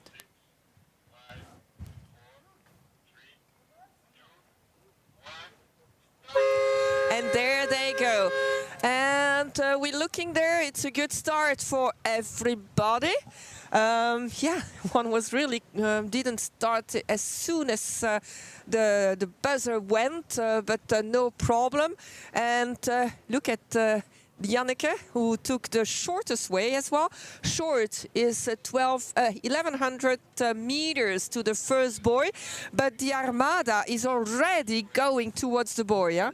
And don't forget that the starting line is a little bit, it's not straight, so it is a little bit misleading at the moment. But look at those pictures you're experiencing now on your screen, because this is just the true experience, how you see it even from the boat, that everybody is very close to each other, so many boats next to each other.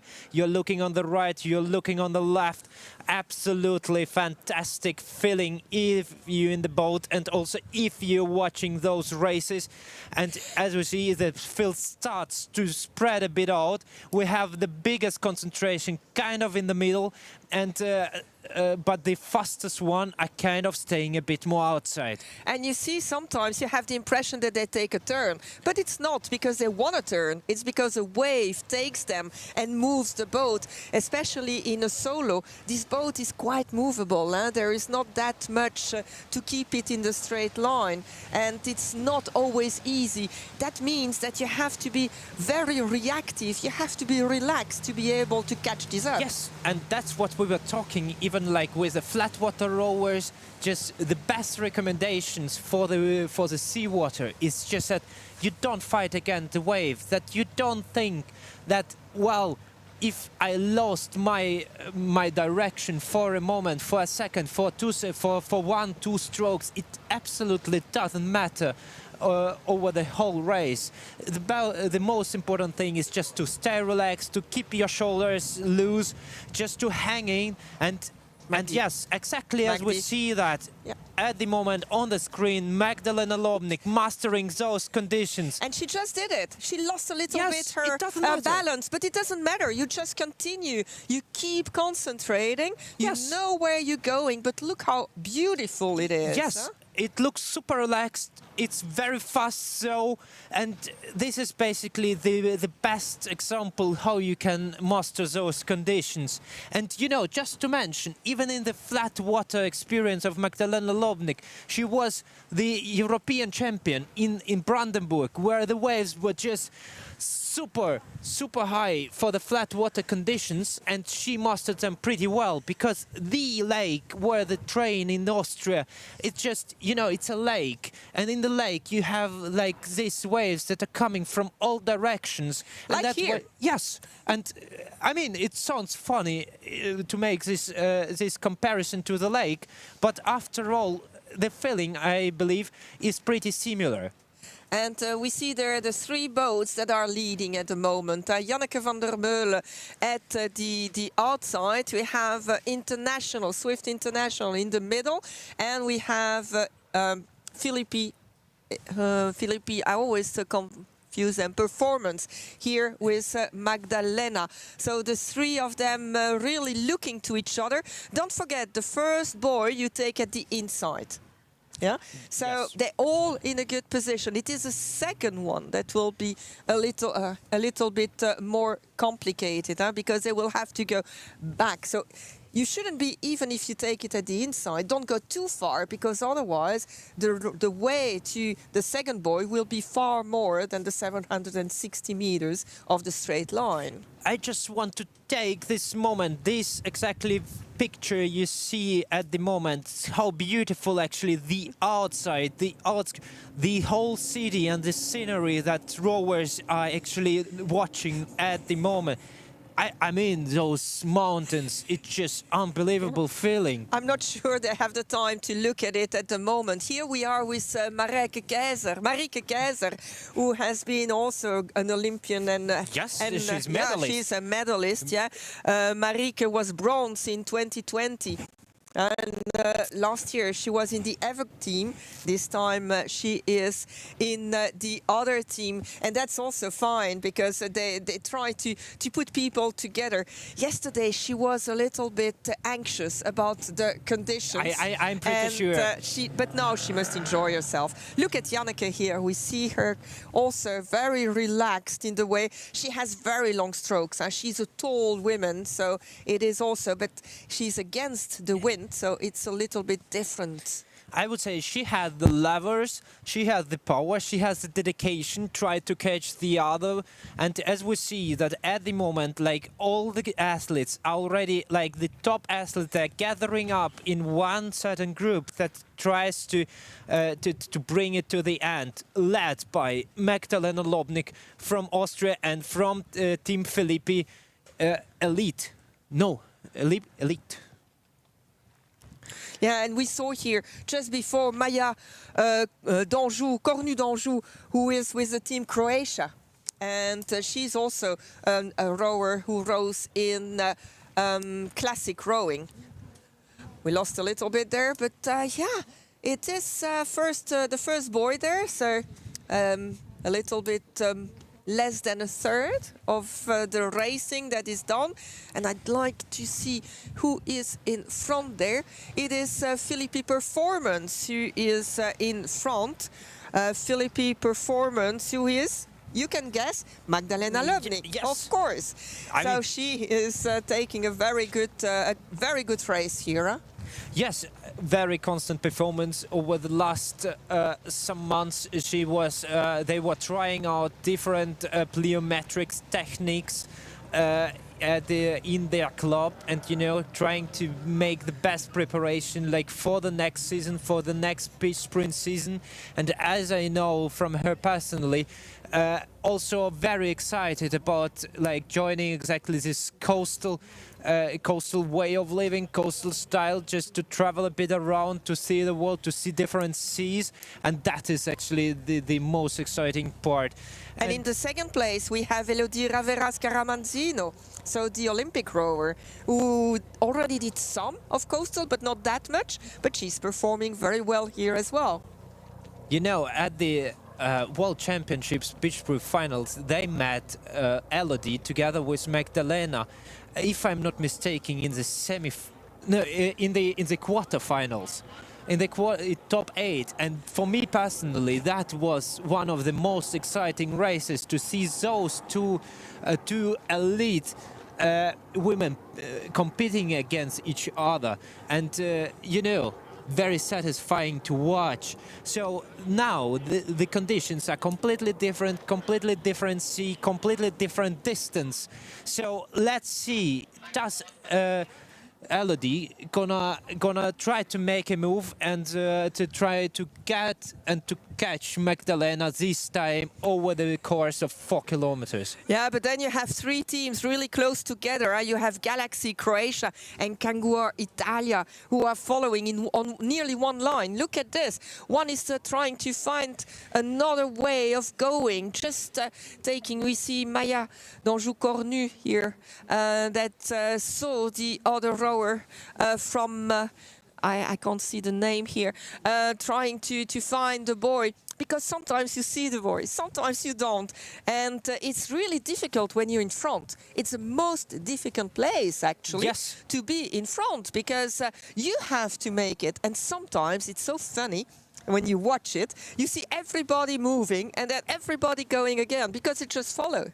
You know, that was, for example, one of the most exciting finishes in the World Championships rowing. It's the men's double 2023 in Barletta, where the US team were leading by far with Chris Beck and Corey Rogers, and they just made a mistake. They took the wrong buoy at the navigation, and that gave the opportunity to the Swedish team to go of Eskil Borg together with his partner Gustafsson to get into the lead.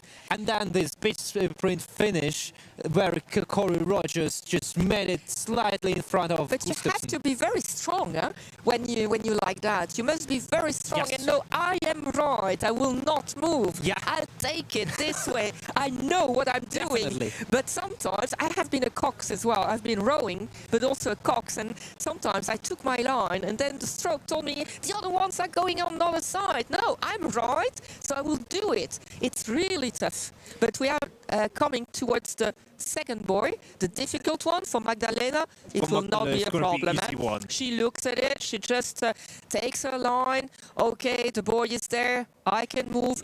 You see that she stops rowing with one because it's a very sharp one. She decided to do it that way. She's doing a pitch sprint style. Yeah, because she's used to it as well. Now in a second place there, who is turning in a second place? It is Elite. So, yes. It is Performance that just touched there with a recognizable. Oh, there is one who is a little bit caught into it. I'm afraid this is Team Croatia that is a little bit caught onto the buoy. You see that she's not that used to taking the torrents, huh? Well, I would say between those 3 women, it's gonna be a bit more challenging, very close situation. But as we see, still the signs of respect, they're not really fighting each other. The boats are just floating about each other. I mean, you see, Marike just did a very good thing. She's very clever. She just stayed a bit more outside. Kaiser, and I'm pretty sure that... And she will take speed much faster than the others. Definitely. Definitely. And it's just gonna put her in a bit better condition and in better position for the rest of the race. Just, you know, you're not that stressed. You just can concentrate on keeping it loose and just apply the pressure evenly on all the stroke. And it gives you a boost as well. When you see this, yes, I did the good throws, and it gives you an adrenaline boost. I can do this, I will go. But look at Magdalena, she seems really in a comfort zone there. Well, I mean, at the moment it's just such a scenery of Monte Carlo, and I would say Magdalena Lobnik just a bit lonely there in front of that big city. But this is just the magical view what we experience right now, and this is, I think, why the lot of athletes from all over the world trying to get to this competition to race with that background. Yeah, for the moment. So 1 is Magdalena Lobnik, 2nd is Elodie Ravera Scaramanzino, and 3 is Janneke van der Meulen. As I said, as I said. Too easy. I mean, we were chatting about like their positions and what is the best strategy. Whatever. Yeah. It doesn't matter. If you are capable of rowing that condition, the only thing you need is actually a bit of free space so you can row. Exactly. Because the slowest you are is when you're not rowing, and you're not rowing when you're colliding with anybody. And keep the speed as well, because when you have turns like this, if you have to stop completely your boat, they're heavy. So to get them into the speed again, it takes some strokes, and if you can keep a certain speed, it helps you, especially as here they are with the wind. The wind helps them, they push them, so they have to use the waves. I would say that this is a very relaxing feeling to feel that you are going with the waves, with the wind, that you don't have to fight against it. It would be much harder as well in the head to go on the second part of the race against wind. And today's condition are actually pretty well timed for the very, let's say, enjoyable racing. Yeah, I must say, as a commentator, I love big waves. Yeah, but the only thing, we cannot see anything because the waves are hiding the athletes. Yeah, but for them it's also a good condition because it's real coastal. There are some waves. They have to read the sea. They have to find their way. The boys are quite big, so they can pretty much see them. And I'm really interested in seeing whether the women will see the finish line. I think they are. Because, you saw already the people performing, and you kind of, you are not the first one who is on this course, so you already see what the other crews made for mistakes. And, well, look at this lead. It's really comfortable for Magdalena. She is really, and because it's these women that will have the shortest time between this and the quad. So it's also very important for her to be able not to have to fight too much. But I won't say that she's not pushing. She will always push. The watt fabric will always push. I would say she just found her comfortable pace. Yeah. She's not going full power. She's aware. I mean, she's a very clever rower, so I believe she's aware that she has still quad to perform, and the quad's just going to be very, very competitive field, because the whole athletes, the whole teams that we were talking about right now, they're gonna just gather up at the Megatron, and they're gonna just fight against each other and to race against each other. And we have a lot of big names, and I think the quad is gonna be definitely the race you gonna watch and you want to watch. And it's the most points that they can gather with the quad, so it's really important as well. We see that the first position didn't change, so we have Magdalena Lubnik, Elodie Ravenna Scaramanzino and Janneke van der Meulen in third position. There it's Team Croatia with Maja Cornu, who we saw had some problems at the beginning, at the last buoy, but she recovered really well here to take this last buoy. Then we have Kangua Italia as well, that is their international. It's not that close, in comparison with the double, where we had we didn't know who would win. Here it seems a little bit better. It's a bit more spread out. Yeah, and every place until the 20th is important, because until the 19th you get some points. Even if it's only one, it can make the difference at the end of the day. In general standings. Yeah, so they have to be very clever here and try to keep it. And yeah, look, Monaco as a scenery here with Magdalena, who is rowing towards the finish. Let's look outside, not at the screen, but outside, and she seems to be in a good line there to get to the finish. It's also very far when you have 1,100 meters, nearly 1,200 meters. You can't really see the boys when you are in the boat. Well, you can assume. You can assume. This one is easier because you have the city, so you can go in between. But the real position of the boys is a little bit more complicated. The other ones are far more complicated to get. Well, I mean, in comparison to the World Championships boys, those are a bit lower, so it's a bit harder to see them.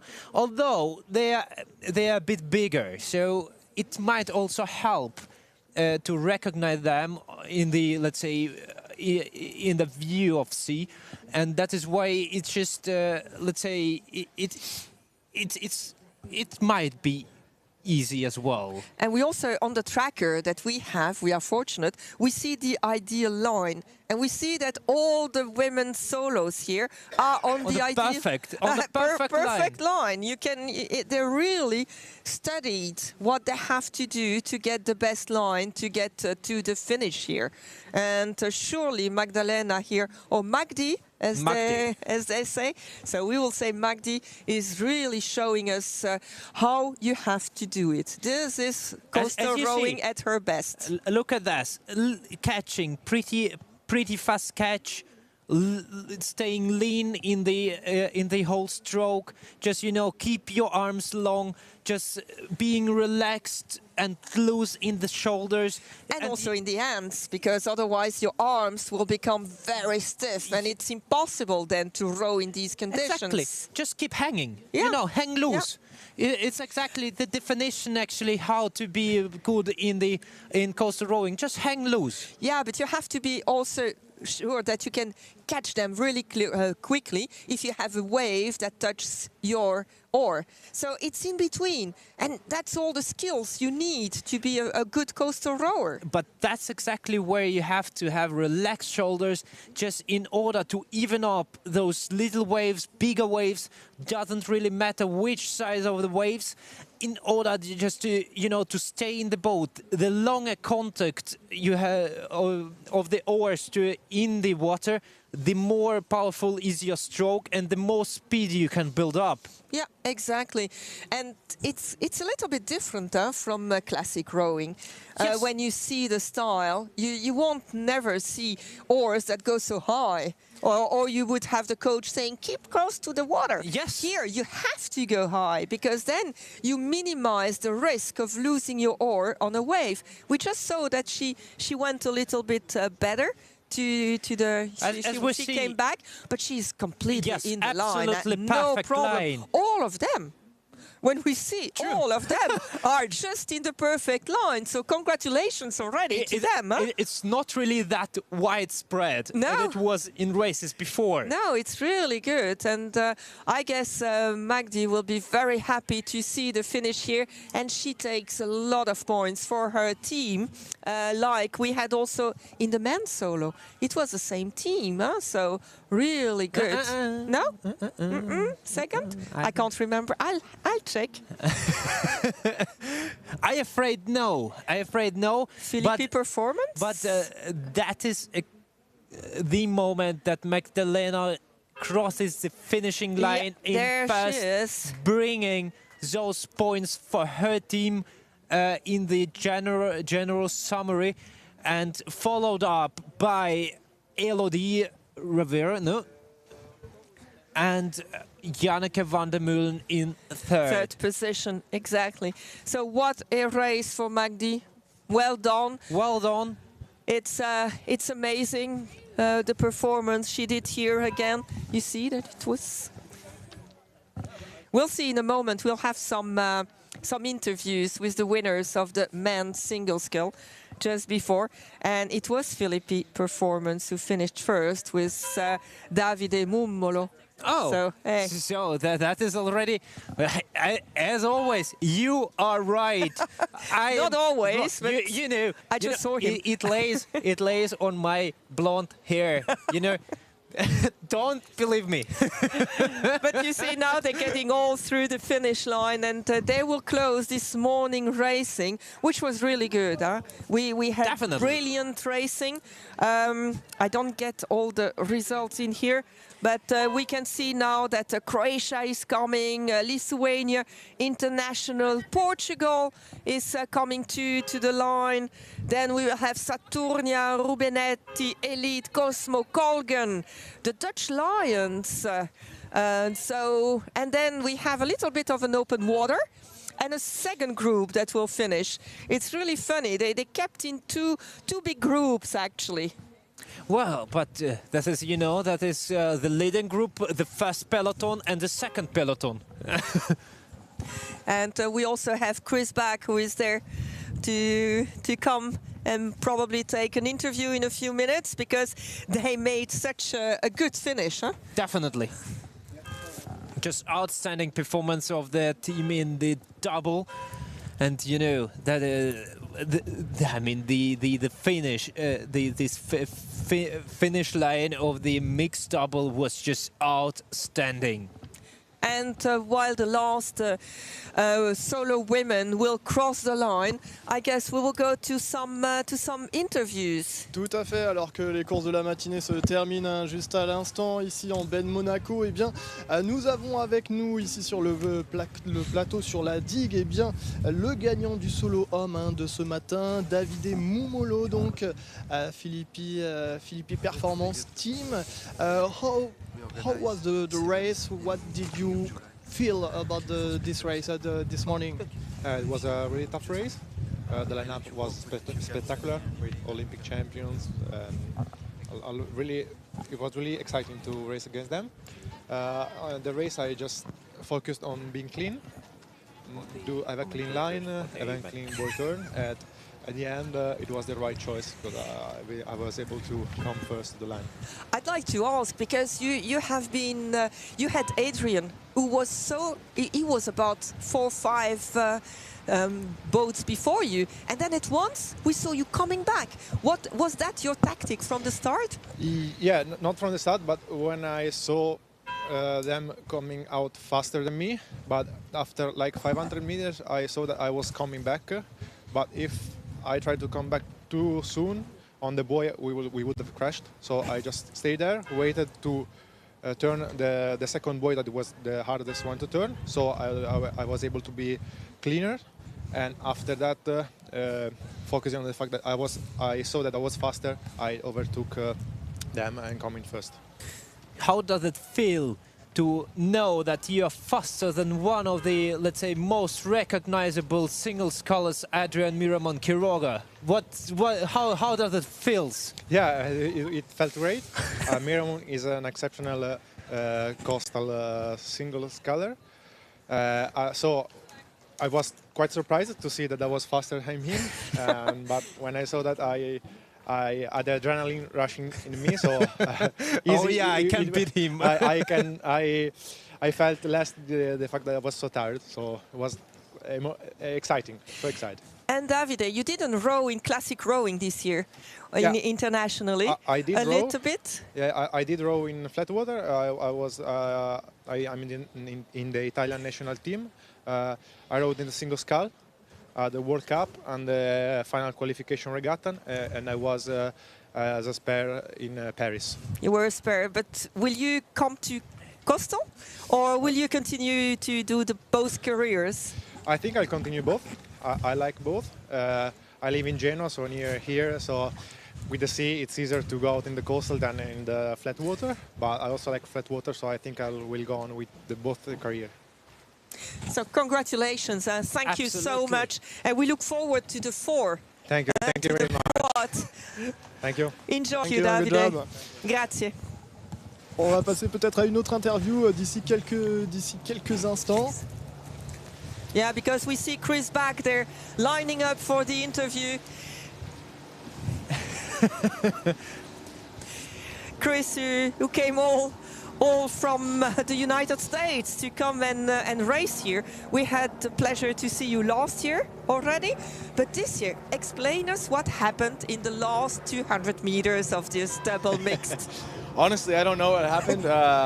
Katrina and I turned around and we said, let's go. So I still don't know the result yet, to be honest. So we'll see. But it was a really fun race. It was fun to come back through the field, and you know, the Prince Albert Challenge never disappoints. So it's always a surprise with the weather, depending on what's going to happen. So I think it was a pleasant surprise this morning. Well, but how does it feel, let's say, to be here without your coach and without your brother from another mother, Corey Rogers? Are you not feeling a bit lonely, left out? You know, Yuri, I have to agree. You know, it's different traveling without Mark and without Corey. They're like my extended family away from home on every trip, but we race for them, and so we always bring them along with us in our biggest heart. So it's good to see others of the coastal community here, and that's what I love about the sport. It's nice. So basically now you're adopted by rowing team Austria, no? That's right. Kurt is my new adopted father for the weekend. And what do you expect for the quad? For the quad, I think it's going to be fun. It's we had a fun practice yesterday, so we get to go the opposite way on the course later today. So hopefully that will work out with the swell and the tide. And looking forward to it. It's a great team, so looking forward to have some fun. Well, but the conditions on the afternoon, they're just gonna be. We expect them to be more challenging. We hope. We hope for sure. You know, like, but you know, if it's gonna be as it was yesterday. I mean, it's gonna be really rampage racing, no? Yeah, it's gonna be like riding a bull. You know, it's that's coastal. That's what makes it fun. The more challenging the conditions, the more fun and interesting the racing. So again, it's gonna be a wild one. And how do you define who takes which place in the boat? This year was really easy. We just we said who wants to sit where. Everybody picked a different seat, and that was the lineup. So where do you sit? Okay. I'll be sitting 3-seated. Oh, well, but this is a bit different to your, let's say... Powerhouse. No. I would say Chris is very capable of rowing in the bow.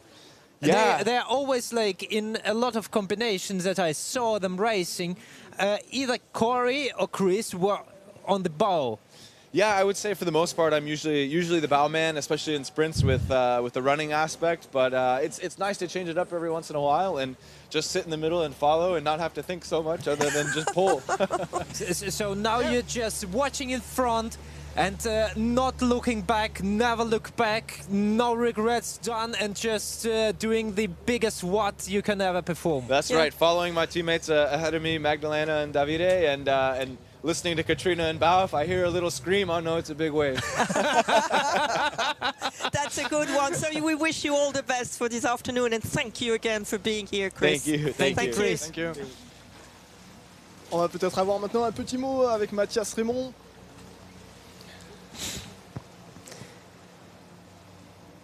Well, I would say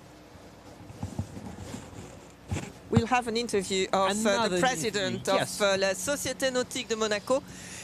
Dear President, what do you think of this morning races? Oh, well, I'm very delighted with what we saw. I think the athletes delivered what we expected from them. Very, very intense racing. We saw also that flat rowers may have their words to say in coastal rowing, despite the waves and the winds. And it was fascinating to see that everybody gave everything for those races. So quite happy so far. I can imagine.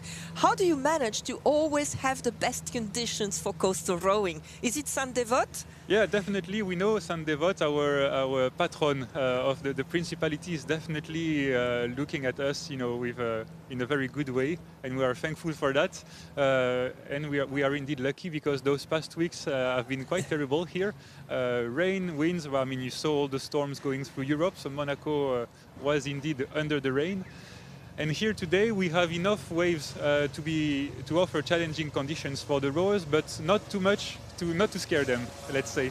Last year it was really, really rough, and this time it's very acceptable. Still coastal conditions, but not something scary, I would say. No, because they really have to use their coastal conditions, huh, Yuri? They loved them. They loved them.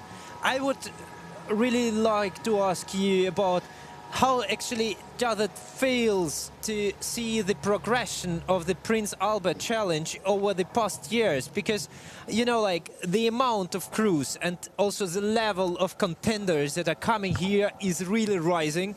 And as we saw that the registration was actually closed 1 month before the deadline because the highest number of participants was already reached by mid of October.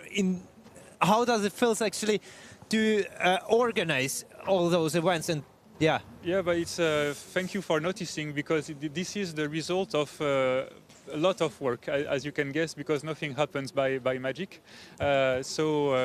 As the president of the club, I have the chance to work with passionate people around me, and by this I really mean our executive director Roland Veil, who used to be an international rower for France, and now he's helping us for so many years. And since 2018 and 19, that's when we operated this switch. We really tried to change the scope of the regatta. So we went from a regional, local, national level, which was already something very important, because it takes time to build something. And then we invested a lot of time in passing this gap, going full international, and this requires online presence. I guess you saw that we are trying to be there on social media. We are trying to be there on all the important coastal races to promote. Roland is also going on flat water races to promote it. And it takes time. So we accepted to be patient, and now it's paying off. So for us, it's real satisfaction to see this. As you said, we closed earlier the registration. It's the first time it ever happened, and it's the sign that people are looking forward to the race. And we had, the day we opened the registration, we had 2 already. So people were really looking forward to it, and now we know we made it. The hardest part come now, because once you made it, you have to keep it. Wow. And do you think that this team event makes a difference as well? The fact that you need 5 people to make a team? We took a bet, honestly, and I want to be full honest with you. It's something that doesn't quite exist, I guess, anywhere else. And we imagined this concept after COVID, and we were all frustrated. We spent those months alone at home, far away from everybody, from what we love. We said we have to bring a concept that gathers people together, and we said, why not a team? Mixed team, gender equity, and we try to promote those values, which are very dear to us here.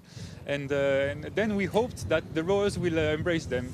And look, here we are. So. Well, as we said, very unique, I would say, format of the racing, of the calculating also the results.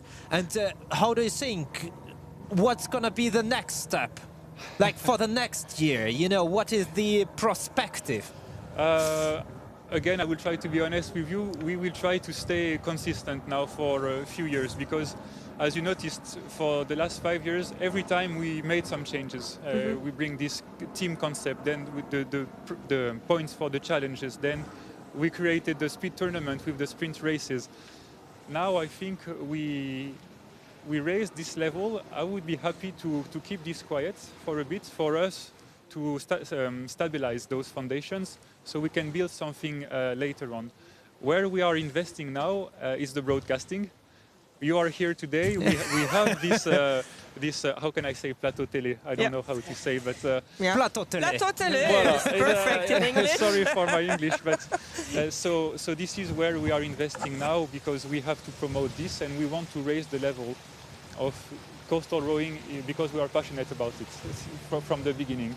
And this is part of the deal, offering good condition and good competition for the rowers, and then promote it to everybody. So you are here today, and we are happy to have both of you, because you are doing an excellent job. Really, I'm happy to watch those races. So this is what we will work on right now. We're enjoying, so we thank you. Then we're all happy. Yeah, we're all happy. And the last question from me. What is your favorite crew? Who is you cheering up? He can't say this. This is not a good... That's a hard one, but... Société Nautique de Monaco, of course. I will not take any risk by saying, of course, our clubs, but we have a small team, but yet I think they try to fight valiantly. And of course, Philippe Côte d'Azur with our Monégasque rower. I support him since he started, so I'm loyal. So go Philippe Côte d'Azur. Yeah, and you were an Olympian, and then it was Quentin who followed you, so there is a passation de pouvoir as well, in a certain and way. We are happy about it, because this is Monaco special, but we are so small, such a small country, and we try to be at the Olympic Games every time. And for rowing, we managed to be there since 2008. So it's big step for us. And to have Quentin now, he was in Tokyo, he was in Paris. And I think he will still try to continue, perhaps with the perspective of beach rowing in 2028. We hope, so, because... Yeah. And you have also the support of Son Altesse Sérénissime, I believe. Yes, absolutely. And again, we are thankful for Saint Devote, and we are also thankful for the Prince, because he's the #1 supporter of all the Monégasque athletes, and then we are lucky because of his family history that he has always a nice look at rowing in particular. So we have, when you have this support, you have the strength to carry on. And Yuri, to answer your question, also what motivates us to continue is to push our boundaries and to use this coastal race as a way to promote Monaco and what we know, what we can do. So an extra motivation, let's say. So we can expect that Monaco gonna be known not only for its MotoGP and casinos, but also for the world's most famous and most elite rowing coastal regatta in the world. This is a hard challenge, but we try to make it. And you say Dage, no? Dage Monaco. Yes, well done, Pat. So Dage Monaco, and thank you. Thank you so much. Thank you. Merci beaucoup Mathias. Thank you a lot. And merci aussi pour l'organisation. On aura sûrement évidemment Roland Veil sur ce plateau d'ici quelques instants, enfin d'ici dans l'après-midi en tout cas. D'ici quelques instants, ça va être la pause. Vous allez profiter de votre repas. Merci à tous les bénévoles évidemment autour de ce challenge Prince Albert II qui font un excellent travail. Merci aussi à toutes les personnes derrière les caméras pour ces images. On se retrouve donc pour la suite du programme cet après-midi. Prochaine course 14h30. Donc 14h30, il s'agira des 4 mix. On reprendra l'antenne une dizaine de minutes avant. Restez donc au rendez-vous. Vous serez également présents avec moi, Patricia et Yuri, évidemment, fidèles au poste. Avec plaisir, on s'amuse bien. We have fun. So, yes. But thank you to the athletes. I think that they are the actors here and they are performing so well. They give up everything. Yes, we just follow what they do. We just follow. We just speak up. Yeah. Tell some stories. So it's not. So you see also the different facets of the rowing, and maybe if you're not in the boat, if you haven't experienced those conditions, that you can get a slightly more feel what the challenges those athletes are actually confronted right now. Yeah. And it was amazing, and the weather is coming. The sun is coming for us. That's a good point. Yeah. So enjoy your meal and see you later. See you this afternoon. À tout à l'heure.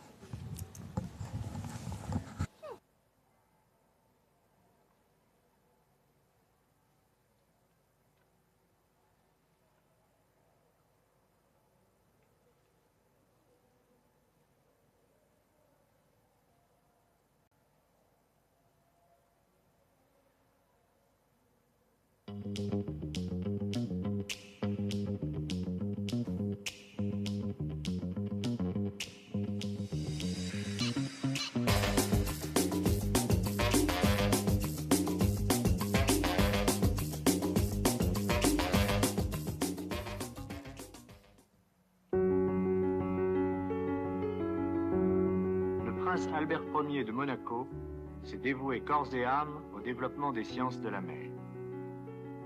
Né marin, il est resté toute sa vie.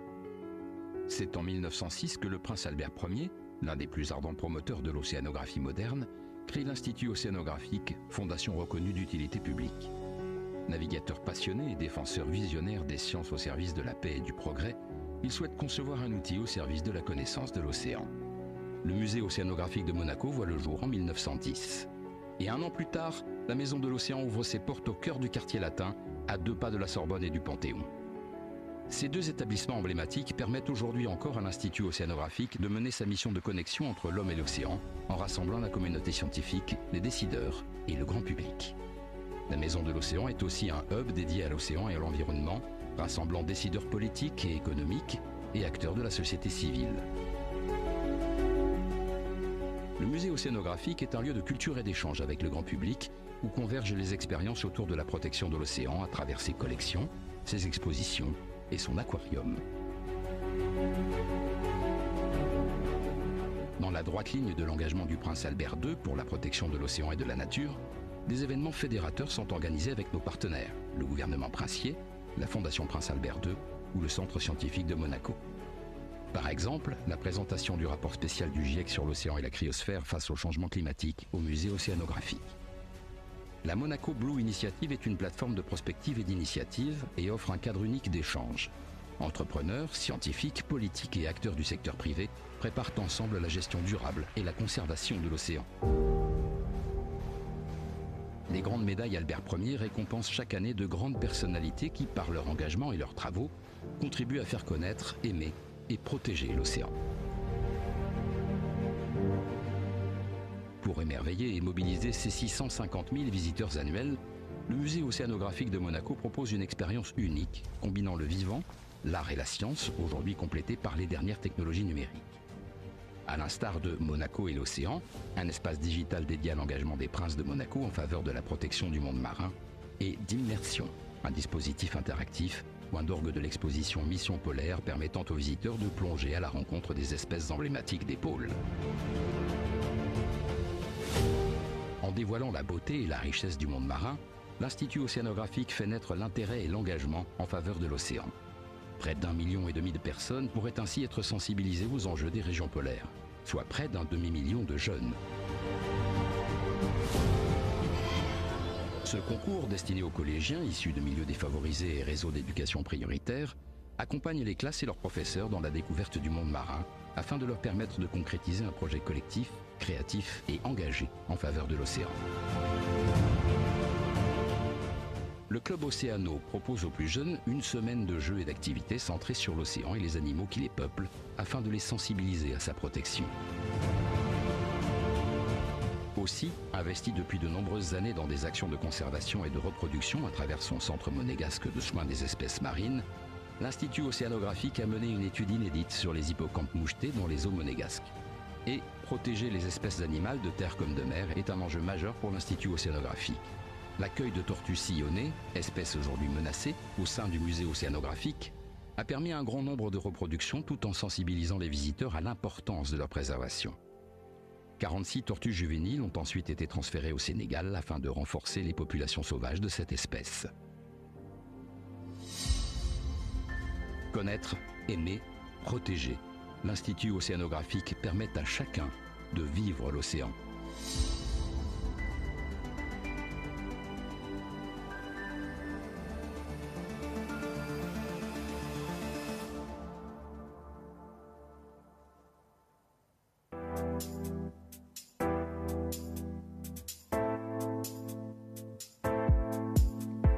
My head in the clouds, I don't know where we go. I feel like a strange love. I'm losing my mind, feeling that kind of love. I feel like a deep hole. You give me something that I can't give you here. Tell me what you're thinking, I need to know you're feeling. If you crush on me, you need to know my story. But don't get too close to me, cause I need my fantasy. Here I am, falling down, crashing down, and I feel like I don't need you. Here I am, falling down, deep inside, and I feel like I don't need you.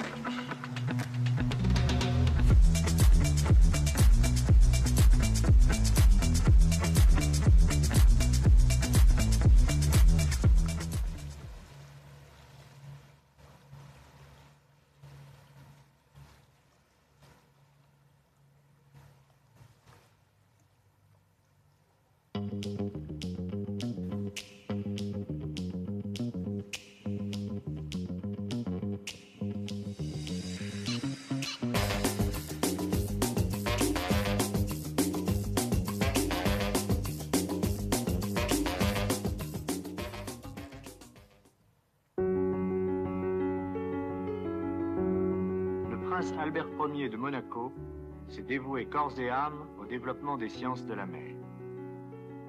Né marin, il est resté toute sa vie. C'est en 1906 que le prince Albert Ier, l'un des plus ardents promoteurs de l'océanographie moderne, crée l'Institut océanographique, fondation reconnue d'utilité publique. Navigateur passionné et défenseur visionnaire des sciences au service de la paix et du progrès, il souhaite concevoir un outil au service de la connaissance de l'océan. Le musée océanographique de Monaco voit le jour en 1910. Et un an plus tard, la Maison de l'Océan ouvre ses portes au cœur du quartier latin, à 2 pas de la Sorbonne et du Panthéon. Ces 2 établissements emblématiques permettent aujourd'hui encore à l'Institut océanographique de mener sa mission de connexion entre l'homme et l'océan, en rassemblant la communauté scientifique, les décideurs et le grand public. La Maison de l'Océan est aussi un hub dédié à l'océan et à l'environnement, rassemblant décideurs politiques et économiques et acteurs de la société civile. Le musée océanographique est un lieu de culture et d'échange avec le grand public où convergent les expériences autour de la protection de l'océan à travers ses collections, ses expositions et son aquarium. Dans la droite ligne de l'engagement du prince Albert II pour la protection de l'océan et de la nature, des événements fédérateurs sont organisés avec nos partenaires, le gouvernement princier, la Fondation Prince Albert II ou le Centre scientifique de Monaco. Par exemple, la présentation du rapport spécial du GIEC sur l'océan et la cryosphère face au changement climatique au musée océanographique. La Monaco Blue Initiative est une plateforme de prospective et d'initiative et offre un cadre unique d'échange. Entrepreneurs, scientifiques, politiques et acteurs du secteur privé préparent ensemble la gestion durable et la conservation de l'océan. Les grandes médailles Albert Ier récompensent chaque année de grandes personnalités qui, par leur engagement et leurs travaux, contribuent à faire connaître, aimer et protéger l'océan. Pour émerveiller et mobiliser ses 650 000 visiteurs annuels, le musée océanographique de Monaco propose une expérience unique, combinant le vivant, l'art et la science, aujourd'hui complétés par les dernières technologies numériques. À l'instar de Monaco et l'océan, un espace digital dédié à l'engagement des princes de Monaco en faveur de la protection du monde marin, et d'immersion, un dispositif interactif, point d'orgue de l'exposition Mission polaire permettant aux visiteurs de plonger à la rencontre des espèces emblématiques des pôles. En dévoilant la beauté et la richesse du monde marin, l'Institut océanographique fait naître l'intérêt et l'engagement en faveur de l'océan. Près d'1,5 million de personnes pourraient ainsi être sensibilisées aux enjeux des régions polaires, soit près d'1 demi-million de jeunes. Ce concours, destiné aux collégiens issus de milieux défavorisés et réseaux d'éducation prioritaire, accompagne les classes et leurs professeurs dans la découverte du monde marin afin de leur permettre de concrétiser un projet collectif, créatif et engagé en faveur de l'océan. Le club Océano propose aux plus jeunes une semaine de jeux et d'activités centrées sur l'océan et les animaux qui les peuplent afin de les sensibiliser à sa protection. Aussi, investi depuis de nombreuses années dans des actions de conservation et de reproduction à travers son centre monégasque de soins des espèces marines, l'Institut océanographique a mené une étude inédite sur les hippocampes mouchetés dans les eaux monégasques. Et protéger les espèces animales de terre comme de mer est un enjeu majeur pour l'Institut océanographique. L'accueil de tortues sillonnées, espèces aujourd'hui menacées, au sein du musée océanographique, a permis un grand nombre de reproductions tout en sensibilisant les visiteurs à l'importance de leur préservation. 46 tortues juvéniles ont ensuite été transférées au Sénégal afin de renforcer les populations sauvages de cette espèce. Connaître, aimer, protéger, l'Institut océanographique permet à chacun de vivre l'océan.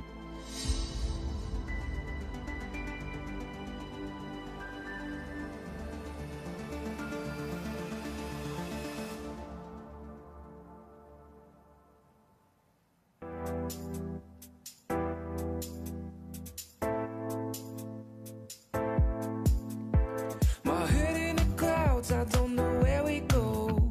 I feel like it's changed love. I'm losing my mind, feeling that kind of love. I feel like a deep hole. You give me something that I can't give you here. Tell me what you're thinking, I need to know you're feeling. If you crush on me, you need to know my story. But don't get too close to me, cause I need my fantasy. Here I am, falling down, crashing down, and I feel like I don't need you. Here I am, falling down, deep inside, and I feel like I don't need you.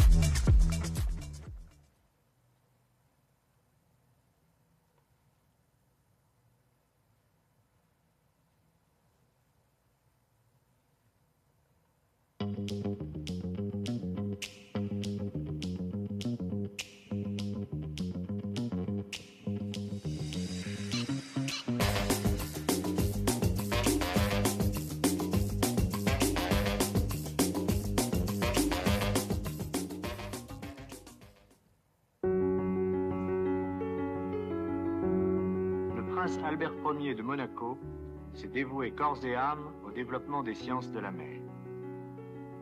Né marin, il est resté toute sa vie. C'est en 1906 que le prince Albert Ier, l'un des plus ardents promoteurs de l'océanographie moderne, crée l'Institut océanographique, fondation reconnue d'utilité publique. Navigateur passionné et défenseur visionnaire des sciences au service de la paix et du progrès, il souhaite concevoir un outil au service de la connaissance de l'océan. Le musée océanographique de Monaco voit le jour en 1910. Et un an plus tard, la Maison de l'Océan ouvre ses portes au cœur du quartier latin, à 2 pas de la Sorbonne et du Panthéon. Ces 2 établissements emblématiques permettent aujourd'hui encore à l'Institut océanographique de mener sa mission de connexion entre l'homme et l'océan, en rassemblant la communauté scientifique, les décideurs et le grand public. La Maison de l'Océan est aussi un hub dédié à l'océan et à l'environnement, rassemblant décideurs politiques et économiques et acteurs de la société civile. Le musée océanographique est un lieu de culture et d'échange avec le grand public où convergent les expériences autour de la protection de l'océan à travers ses collections, ses expositions et son aquarium. Dans la droite ligne de l'engagement du prince Albert II pour la protection de l'océan et de la nature, des événements fédérateurs sont organisés avec nos partenaires, le gouvernement princier, la Fondation Prince Albert II ou le Centre scientifique de Monaco. Par exemple, la présentation du rapport spécial du GIEC sur l'océan et la cryosphère face au changement climatique au musée océanographique. La Monaco Blue Initiative est une plateforme de prospective et d'initiative et offre un cadre unique d'échange. Entrepreneurs, scientifiques, politiques et acteurs du secteur privé préparent ensemble la gestion durable et la conservation de l'océan. Les grandes médailles Albert Ier récompensent chaque année de grandes personnalités qui, par leur engagement et leurs travaux, contribuent à faire connaître, aimer et protéger l'océan. Pour émerveiller et mobiliser ses 650 000 visiteurs annuels, le musée océanographique de Monaco propose une expérience unique, combinant le vivant, l'art et la science, aujourd'hui complétés par les dernières technologies numériques. À l'instar de Monaco et l'océan, un espace digital dédié à l'engagement des princes de Monaco en faveur de la protection du monde marin, et d'immersion, un dispositif interactif, point d'orgue de l'exposition Mission polaire permettant aux visiteurs de plonger à la rencontre des espèces emblématiques des pôles. En dévoilant la beauté et la richesse du monde marin, l'Institut océanographique fait naître l'intérêt et l'engagement en faveur de l'océan. Près d'1,5 million de personnes pourraient ainsi être sensibilisées aux enjeux des régions polaires, soit près d'1 demi-million de jeunes. Ce concours, destiné aux collégiens issus de milieux défavorisés et réseaux d'éducation prioritaire, accompagne les classes et leurs professeurs dans la découverte du monde marin afin de leur permettre de concrétiser un projet collectif, créatif et engagé en faveur de l'océan. Le Club Océano propose aux plus jeunes une semaine de jeux et d'activités centrées sur l'océan et les animaux qui les peuplent afin de les sensibiliser à sa protection.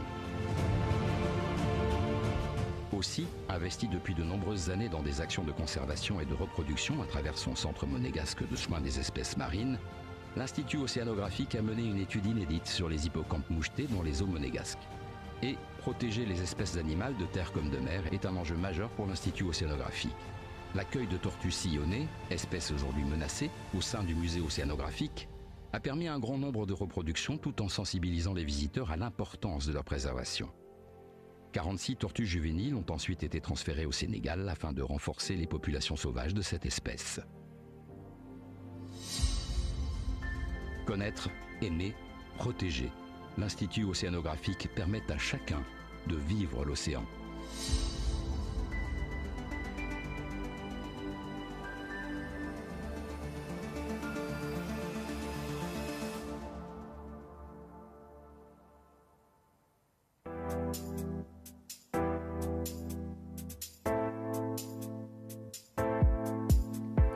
My head in the clouds, I don't know where we go. I feel like it's changed love. I'm losing my mind, feeling that kind of love. I feel like a deep hole. Will you give me something that I can't give you here? Tell me what you're thinking, I need to know you're feeling. If you crush on me, you need to know my story. But don't get too close to me, cause I need my fantasy. Here I am, falling down, crashing down, and I feel like I don't need you. Here I am, feel like I don't need you.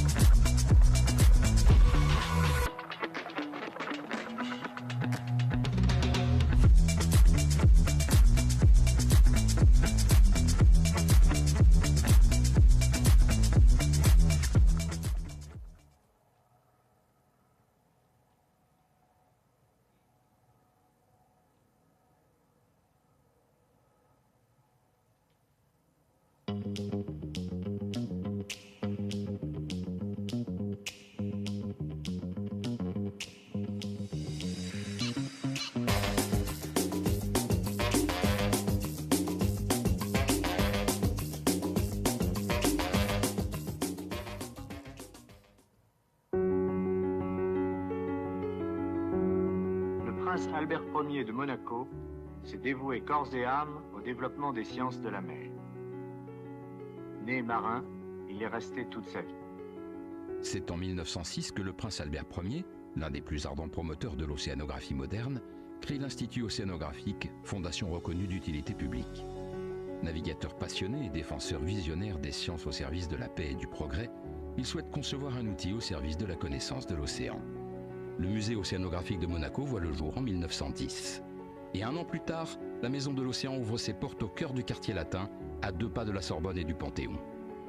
Ces 2 établissements emblématiques permettent aujourd'hui encore à l'Institut océanographique de mener sa mission de connexion entre l'homme et l'océan, en rassemblant la communauté scientifique, les décideurs et le grand public. La Maison de l'Océan est aussi un hub dédié à l'océan et à l'environnement, rassemblant décideurs politiques et économiques et acteurs de la société civile. Le musée océanographique est un lieu de culture et d'échange avec le grand public où convergent les expériences autour de la protection de l'océan à travers ses collections, ses expositions et son aquarium. la droite ligne de l'engagement du prince Albert II pour la protection de l'océan et de la nature, des événements fédérateurs sont organisés avec nos partenaires, le gouvernement princier, la Fondation Prince Albert II ou le Centre scientifique de Monaco. Par exemple, la présentation du rapport spécial du GIEC sur l'océan et la cryosphère face au changement climatique au musée océanographique. La Monaco Blue Initiative est une plateforme